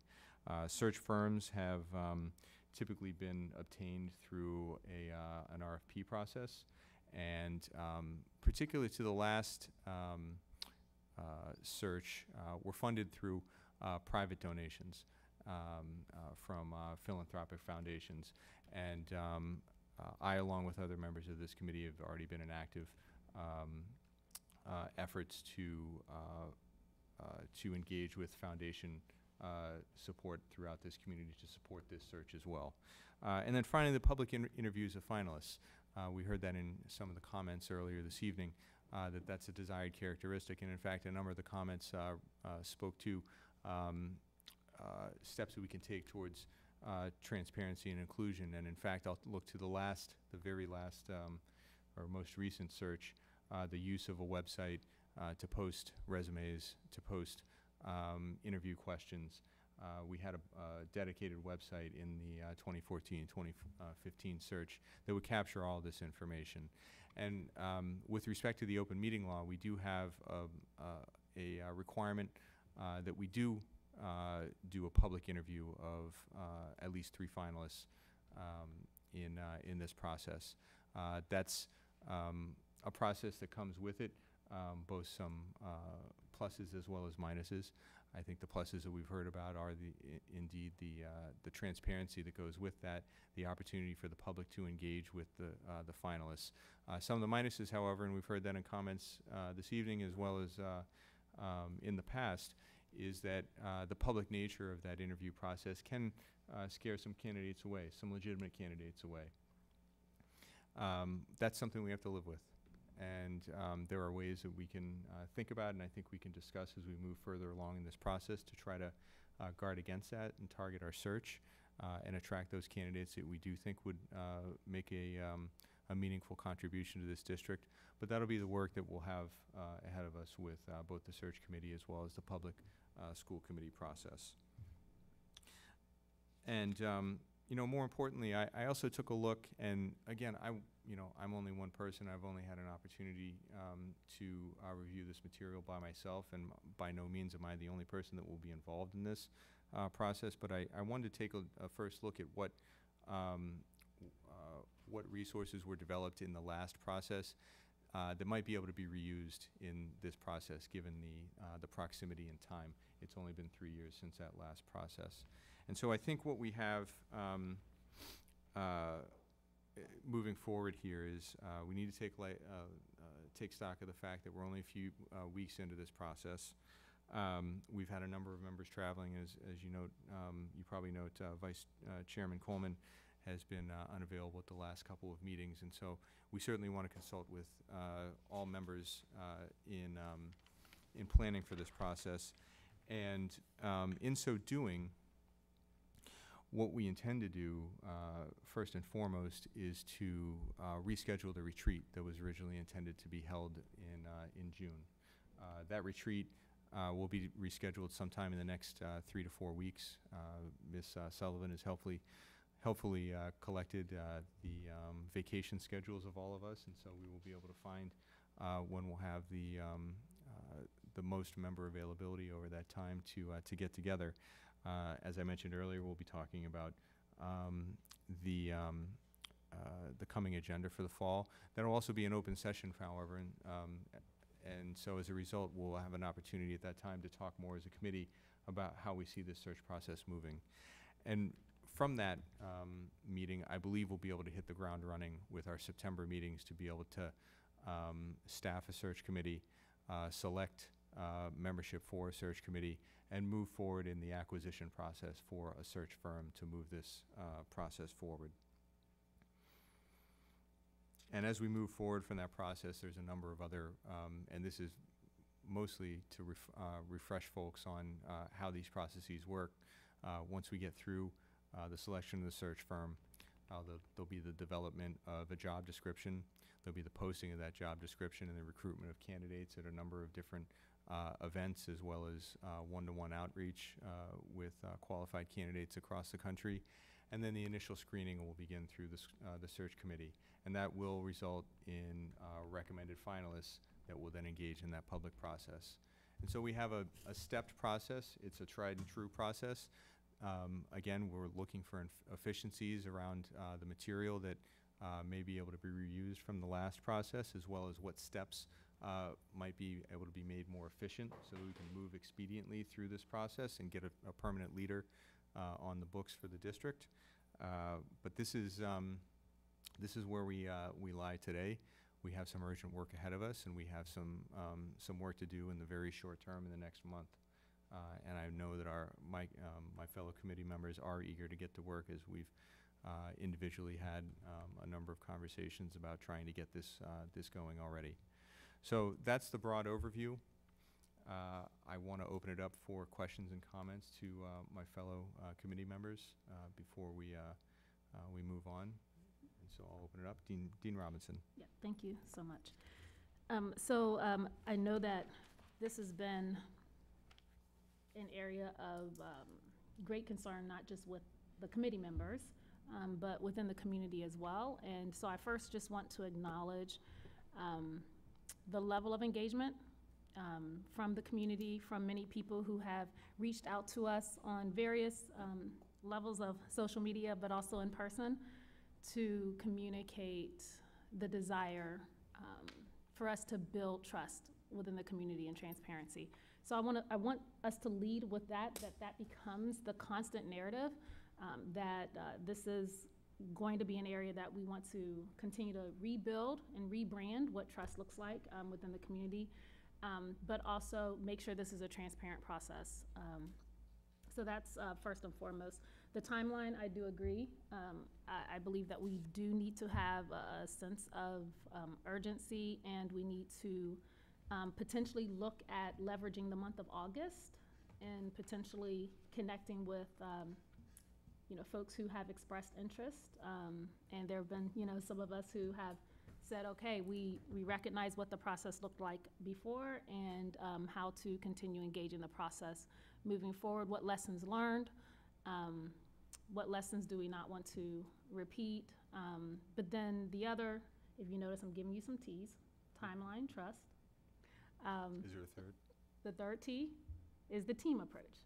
So really valuing the team of the search committee, because what I've noticed when we are very strategic in recognizing the skills and the gifts from multiple people across the district, that we are better together. And I've seen that as I've engaged in the community. And when we've had opportunities for community engagement, you can see the expertise of team members, whether they're in particular communities that have been marginalized, and now they have representation at the table. So I think we could leverage the month of August to really think strategically about all the team members. And then I do also agree with you. My final T is the track record of the candidates. We want to look very thoroughly and deeply into what this next leader needs to be for the city. I think both of these reports, both the home-based, the Parthenon, I think both of those reports are very clear indicators of complexities that we have in the district, and we need to make sure that the track record of candidates has spoken to this in their past life. And I also want us, and I've heard it from my committee members over and over, and I agree that the track record needs to include diversity, a very deep and personal, and if possible, lived experience. I think that we have to lean in to the experiences of the next leader. And I'm thankful that right now the ship is sailing and things are steady, but we do need to have a sense of urgency. So I want to recommend that we leverage the month of August strategically. Thank you. Do you remember my 4 T's? I have them written down right here. You weren't writing. I'll give them to you, though. They are right here.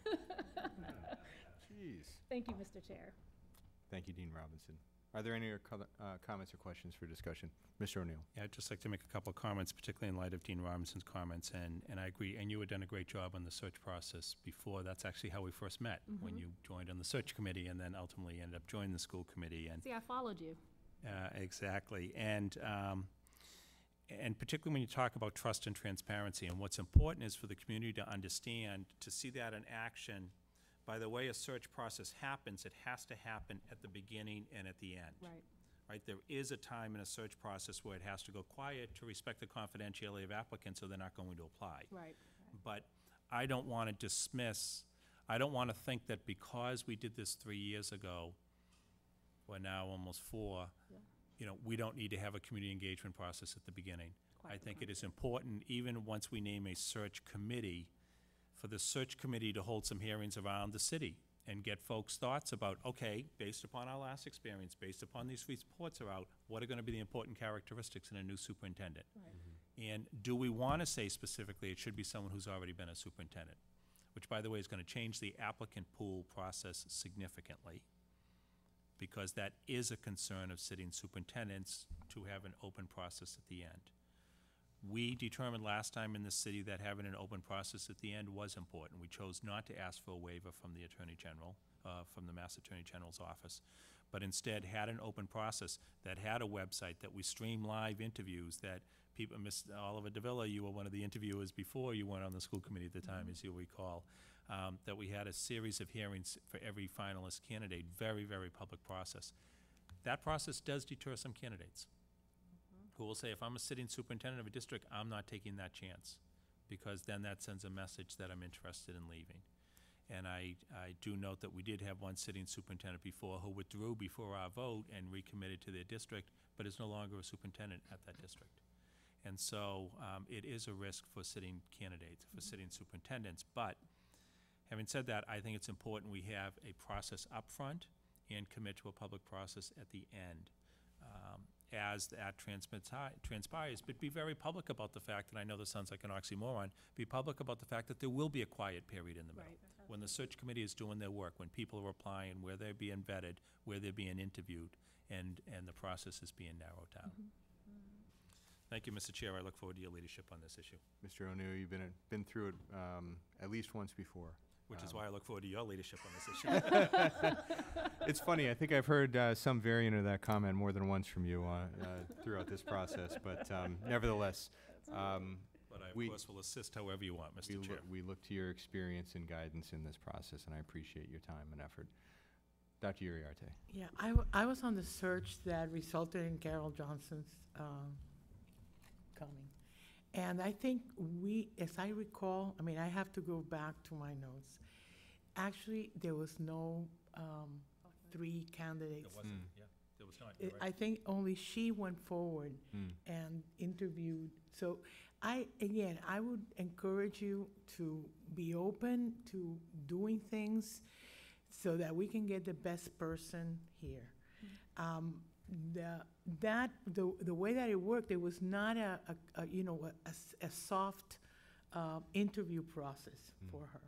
It was really hard, and when she came out, she had community meetings. She had community settings in which she had to basically interview. And remember, that was like a two. Okay, you talk about searches. That was a failed search and then another search. Right. Okay. That's right. And so, and that took more than a year for the whole thing to play out. So I mean, it's not a bad idea given the. I think I would encourage you to talk to Paul Revel, who has a really strong position on this, and see what you can do, because it actually does open the possibility for people that have experience, and this is what we want. I think we want people with experience to come in and do this. And if we're gonna narrow the number of people with experience that are going to apply because they don't want to be part, they don't want to reveal themselves, it's hard. So I would encourage you to be as open as you can. And Dr. Uriarte, I appreciate that, and I really want to emphasize that I believe this will truly have to be, to go back to one of the T's, a team effort. This is an iterative process amongst the committee. This is something that we need to work through, because we need to work through in order to achieve just what you're looking for, which is experienced leadership that is going to lead this district in the direction that we want it to go in. And if we have to do something about the process in order to get to that point, we need to be open to that, and we need to be able to communicate amongst ourselves. Of course, within the framework of what we're allowed to do legally and otherwise, but nevertheless, I think we need to be able to be open to that type of push and pull amongst ourselves in order to get to where we need to be as a district. Mr. O'Neill, you had something to Yes, add. I just want to, because you're absolutely right, Dr. Uriarte, that second search that resulted in Dr. Johnson was a result of a failed first search that had been very extensive and public, and folks like Mr. Mudd and Mr. Tyler and others will recall this in detail, but there was a failed search that did not work, and so there was a reconstituted search committee. In the process of interviewing, they decided that there was really one candidate they liked and came out with one recommendation. But then she what had is to go critical- out, and- Yes, then she had to go out. But what was critical is the constitution of the search committee. Because people across this city that are interested in the district need to be able to look and say, these are people we respect, these are people, okay, different voices are going to be heard and said at the table. I'm comfortable with the makeup of that committee sufficient that I know interests that I have would be represented and would be spoken at the table. So I think that is a critical component of this.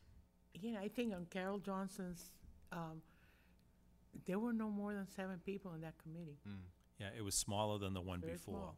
It was a small, quick group. But there was pushback from some folks. And in fact, if I recall, the city council, Mr. Tyler may remember this, the city council was actually quite upset that that the search committee announced they were most likely only going to come out with one. And Dr. Johnson, you know, so this is the push and pull. She encountered headwind when she started in her tenure because people felt that they hadn't had a chance to speak in. And I will say, Dr. Chang did start with a certain amount of goodwill because people had had a chance to hear him and test drive, so to speak. But I think part of what happened in that little committee is that there was a very clear understanding of who we were hiring and what we were hiring for. And I think that was something that was not as clear with Dr. Chang. And that, again, when you have a committee of 15, 20 people, it's very hard to get that level. Again, I mean, searches can go in many different directions. What I'm saying is that we've done it in different ways so that we don't have to do it exactly like, like it has been done in the past, and that we should try to figure out for this particular search in this particular moment, what works best. That's why I also feel, though, a community engagement process at the beginning to understand what are we looking for, what hasn't worked, what do we want different, so we have some buy-in at the beginning. So then the search committee can try to identify the character, a candidate with characteristics that fit that. Chair? Dean Robinson. Is it possible to look back at the process, look back at the candidate profiles that the search committee put together? And I don't know if I'm adding too many layers, but because we really just want to look at 2 prior searches and make the best decision on where we are now in light of new reports, would you be open to considering a small pre-screening team that starts to engage the community on what worked before versus what do we want to see now, or what it could look like to have, again, I'm just looking at building transparency and building trust within people to hear the community's insight. I know I mentioned to you potentially having an email address or potentially having some type of online link or communication where people can start to say, this is what I thought went well before. We have folks in the audience who were very engaged in the process before. And I'd hate for us to wait until public comment to always hear the comments versus if there's an ongoing way and maybe a leader or two. I know we have our liaison, to the mayor with Ron Dorsey. I know we have external affairs, with Dr. McCreary. I know we have some folks who already do some of this work to engage the community and engage the public. And I just wonder if there's a way to think about people and engagement before we kickstart, a formal process. I think it's an interesting idea, and I think there's some threads of commonality once again with what we've heard from Mr. O'Neill as well. And I really think I really think this is a conversation that we need to have after reviewing some of the materials from these prior searches, and then sitting down as a group and having that open discussion. So I don't mean to. No, that's great. give Will we short get shrift, that but I think that's something. in August?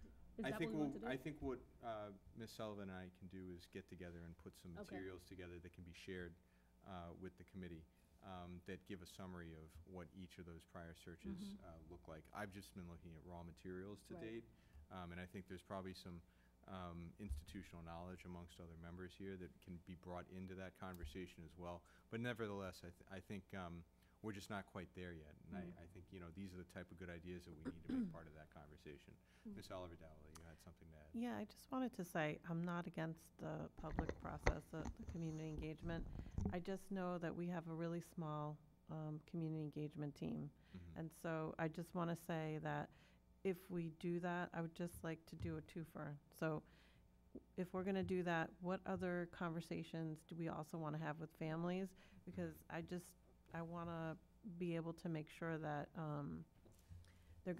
they're a smaller team, they're reconfigured and restructured, and I just want to make sure that we're not, overburdening and overextending people and trying to and also for families, like asking them to come to like 10 different conversations because we haven't we don't have our crap together. So, like, I just want to say, if we can be thoughtful, I know I'm very eloquent.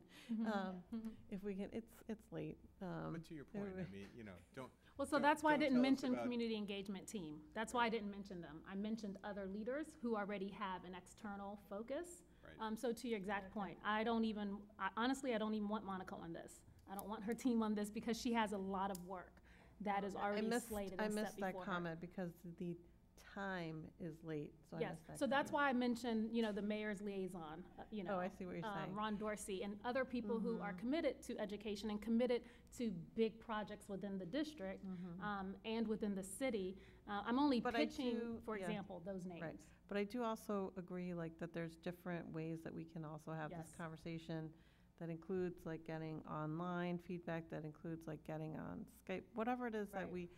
we can engage families in multiple ways. That doesn't, I want us to think creatively yeah. about a constant Right. feedback Yeah, yeah. loop. That's really what I'm trying to pitch. Mm-hmm. Because this is so fresh, if we hadn't had a search for 20 years, then sure, let's, you know, think fresh and think creatively. But there are folks here who still have their notes from 4 years ago. That's the truth. Who still Right, have their, right. I still have my notes in my office. But that's what he's saying. So that's why I want us to hear it, but I don't want to wait until school committee meetings and public comments and random emails when people think about it. I want us to think about a constant feedback loop. Is also the search firm supposed to do that as well, right? Or no? Yes, Or but can we have to engage ident- the yes. search If firm I to can, do that? yeah, and I think this, again, is a very important conversation, but at the same time, we might be getting a little bit ahead of ourselves, because I think we really just need to spend some dedicated time Like in trying to figuring out, design the you're right, process. you're right, you're And right. take that Right. piece forward to the public for consumption and feedback. And I think a lot of these things that we're talking about with respect to how we engage with the community at every stage of the process, and if we're not engaging with the community at a certain stage of the process, explaining to them in very clear and certain terms about why we're not, is going to be very important to this. True. So if there are no further questions or comments, we'll move on. Ms. Sullivan, public comment on reports? Yes, thank you, Mr. Lecanto. We have 4 speakers, beginning with Peggy Wiesenberg, and she'll be followed by Matt Kreger and Mary Battenfeld.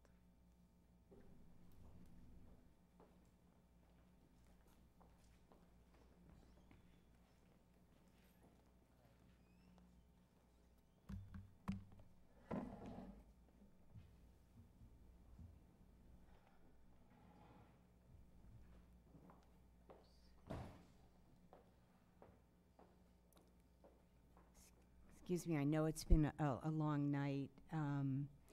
I want to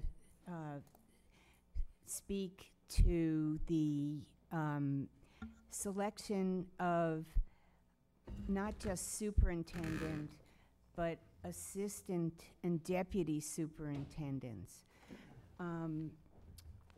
Apparently, former Superintendent Chang, prior to leaving, put up lots of job descriptions, had people reapply for jobs, reorganized, without coming to this committee. Apparently, in one of his communications, he said that a new org chart would be available now. I called today and it's not available. It's still in the works. He sent out a June 22nd memo saying that he's selected Matt Montoyo. That gentleman is not coming. And there are others, who were selected. What I want to bring to your attention, Laura Perel, and the committee, because it's this committee's duty and responsibility by statute and under the city charter to approve not just a superintendent, but the assistant and deputy superintendents, and reorganization plans. I'm looking at Mr. Licano, Chapter 71, Section 59 of the Mass General Laws on assistant and associate superintendents, and also Section 72 of the city charter. So I think that's something that Laura can bring back to you. According to the city charter, the superintendent is supposed to bring the management plan for administrators and deputy superintendents in July, and you're supposed to vote on it before September 1st. So that's the time frame. I will read and think about and be engaged in the home-based plan or whatever we do. But what I want to say is that as someone who has devoted my entire career to civil rights and my adult life to this city and put my kids in this school system, we cannot throw up our hands and say, this is a city problem, that segregation is a city problem. There are absolutely things that you can do. I was not in favor of this plan, but it's also wrong to say nobody talked about the competition. I talked about it. I talked about it in a very specific way with my son and 3 friends who went to the Early Learning Center. My son's best friend was in an apartment building at the Bromley Heath Apartments, and they were competing for the same one kindergarten at the Hale School under this plan. You can make level 1 schools citywide schools. You can shift to seats, not schools. You have to deal with not just the geographic bias, but the time bias. And you can not reserve seats at some of those high-quality schools based on low income, and you can hold back seats as needed, for instance, so that people who applied in later rounds have the same opportunity as people who are savvy and privileged and white and live in better neighborhoods. Thank you, Ms. Or Wiesenberg. not better, but Thank you, Ms. richer Wiesenberg. neighborhoods. Thank you. Thank you. Our next speaker is Matt Kreger. He'll be followed by Mary Battenfeld and John Mudd. As a younger civil rights attorney who also has his kids in Boston Public Schools, I really just want to say what she said, okay? Peggy couldn't be more right on, particularly about the many options that are open to the district here. Here's my fear in the way that we handled student assignment the first time was that we conflated the notion of student assignment with school quality. That we didn't consider how hard it would be to compete for these seats. And my fear in the analysis that we just heard, so many which parts I found deeply troubling, was that we may be willing to divorce student assignment from student quality. And that is a deep danger, one hard learned by the lessons of Brown, where education was thought to be a right that was provided to all on equal terms. Right? That's the heart of Brown and its progeny. And when before I moved here, I did DSEG work in Mississippi and Alabama and Texas with the Southern Poverty Law Center and the NAACP Legal Defense Fund. And you talk to the old heads that did this work, either as a community organizer, as a lawyer, or as a teacher, nobody knew just how powerful this conversation, this effort, this fight was going to be. That you could have over the question of student assignment, which is so central and at the heart of these troubles, right? That you could have entire white neighborhoods who had lived there, set up exclusionary boundaries to the entry of people of color to the neighborhood, leave those communities simply for the presence of students of color in their schools. Right? That you could break apart entire cities, entire counties, with simply the notion of desegregating a public school. And it's in that question of student assignment that the hardest conversations lie. You felt it in the tension, even in the discussion among the school committee members. I'm certain that you felt it from folks in the room here today. And I raise that because these are harder conversations. They're hard conversations in any part of the country. They're going to be hard conversations here. What I do want to echo with the limited time I have is this call that I've heard both from up here and from the back on the need for great engagement and transparency in this process. Right? Because it's through that we're going to be able, and we will be watching, to judge how thoughtful and how urgent not only our school committee, but our district, our interim superintendent, and our mayor act to make right on the wrongs that we all agree are in this document. Okay. Thank you. Thank you. Our next speaker is Mary Battenfeld, and she'll be followed by John Mudd.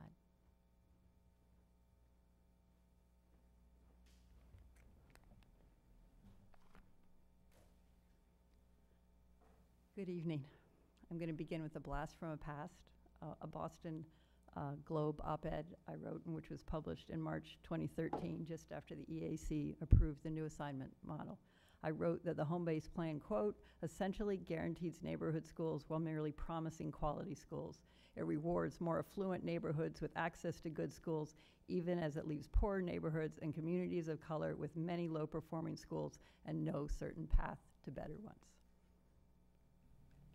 We've seen the Berry report. The question now is, what's to be done? And I have 4 suggestions. First, the Berry analysis shows negative consequences for 6th graders as a result of the algorithm. We need to look at what other exceptions and algorithm preferences are impacting equity. For example, early on, Quest identified a neighborhood preference that was added for families in Charlestown as the North End as problematic. Did that priority for predominantly white neighborhoods contribute to the diminished access to Tier 1 schools found in the Berry report for students of color? 2, consider socioeconomic diversity added to the plan. Look to our neighbor, Cambridge. It has a positive impact. In Jefferson County, Kentucky, the proportion, which also has socioeconomic diversity, the proportion of students deemed college and career ready nearly doubled between 2011 and 2015. There are ways we can improve the plan.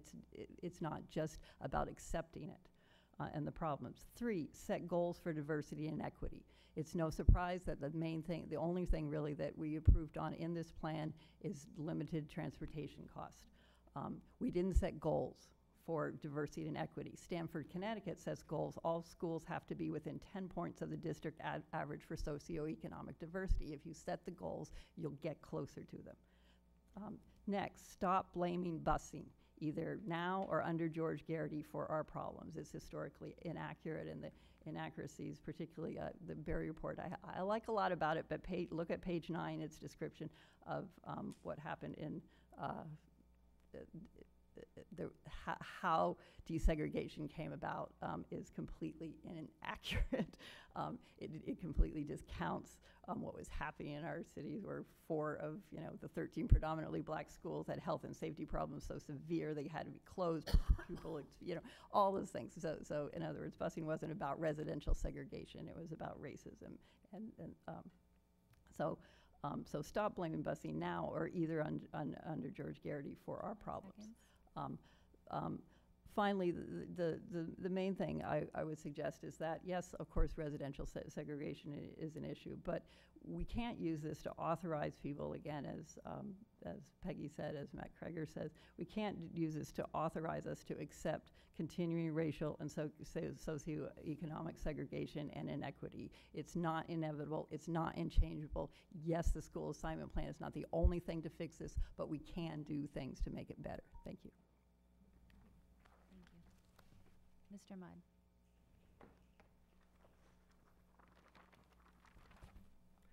Good evening again. I'm going to try and do comments both on the report and on the search quickly.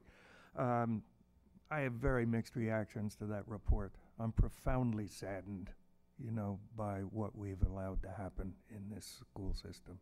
And I'm angry because the EAC and the school committee had analyses that showed this plan would increase inequity of access to students in the system. Only the last in line would have an increase in access. And I think that all of us have a responsibility to live with that, and that leads me to an urgency of action, you know. And I would suggest at least 3 things. In my view, following Mira Noriate, there's a huge gap in the failure to deal with the ELL and special education student system. That shouldn't wait for 2 years analysis. There's no reason you can't act now.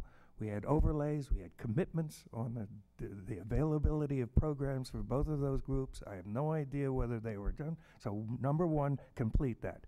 Number 2, take those 2 recommendations and implement them fast.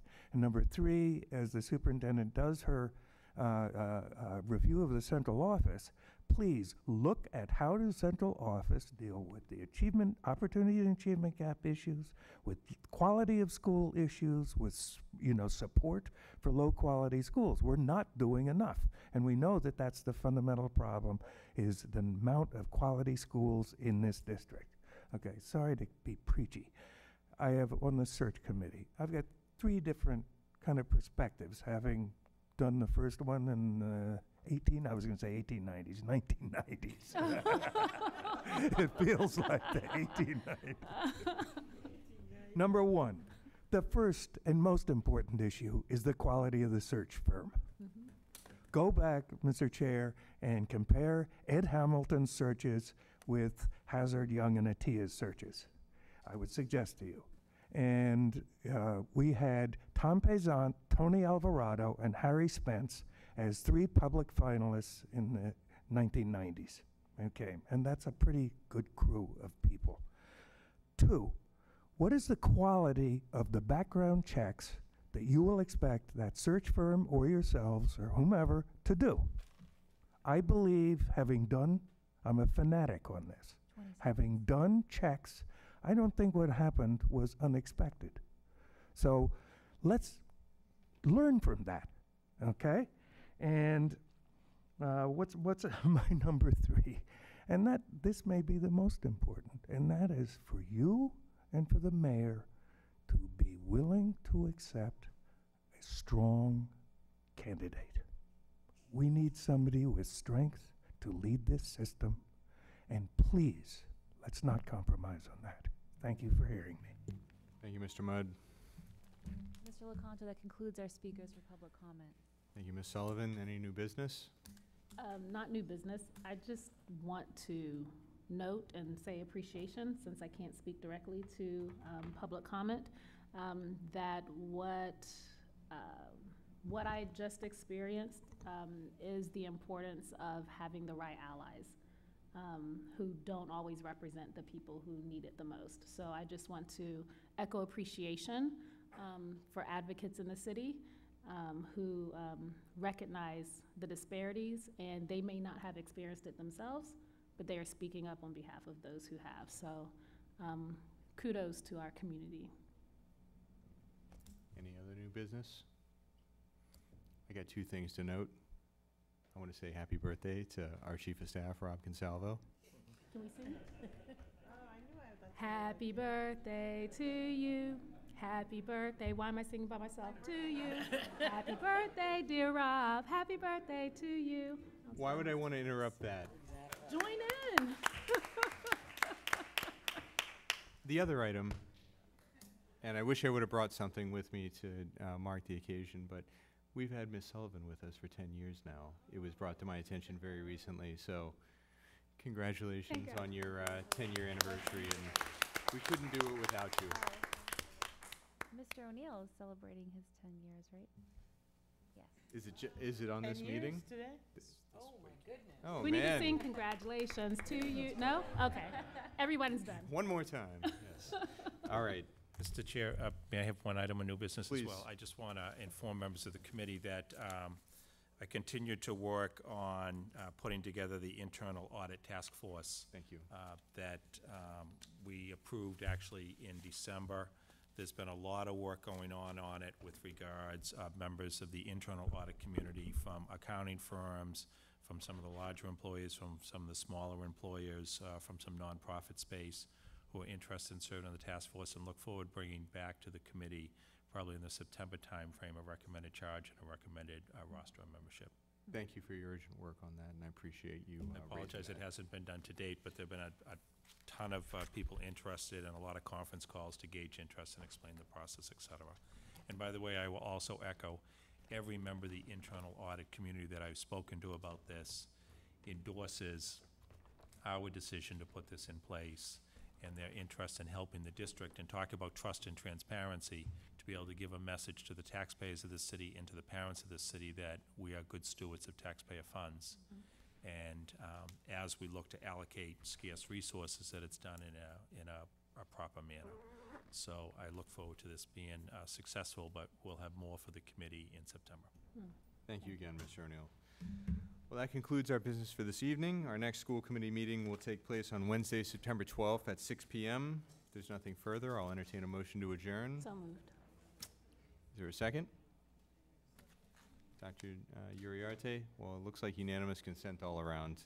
Have a great summer, everyone, and good night.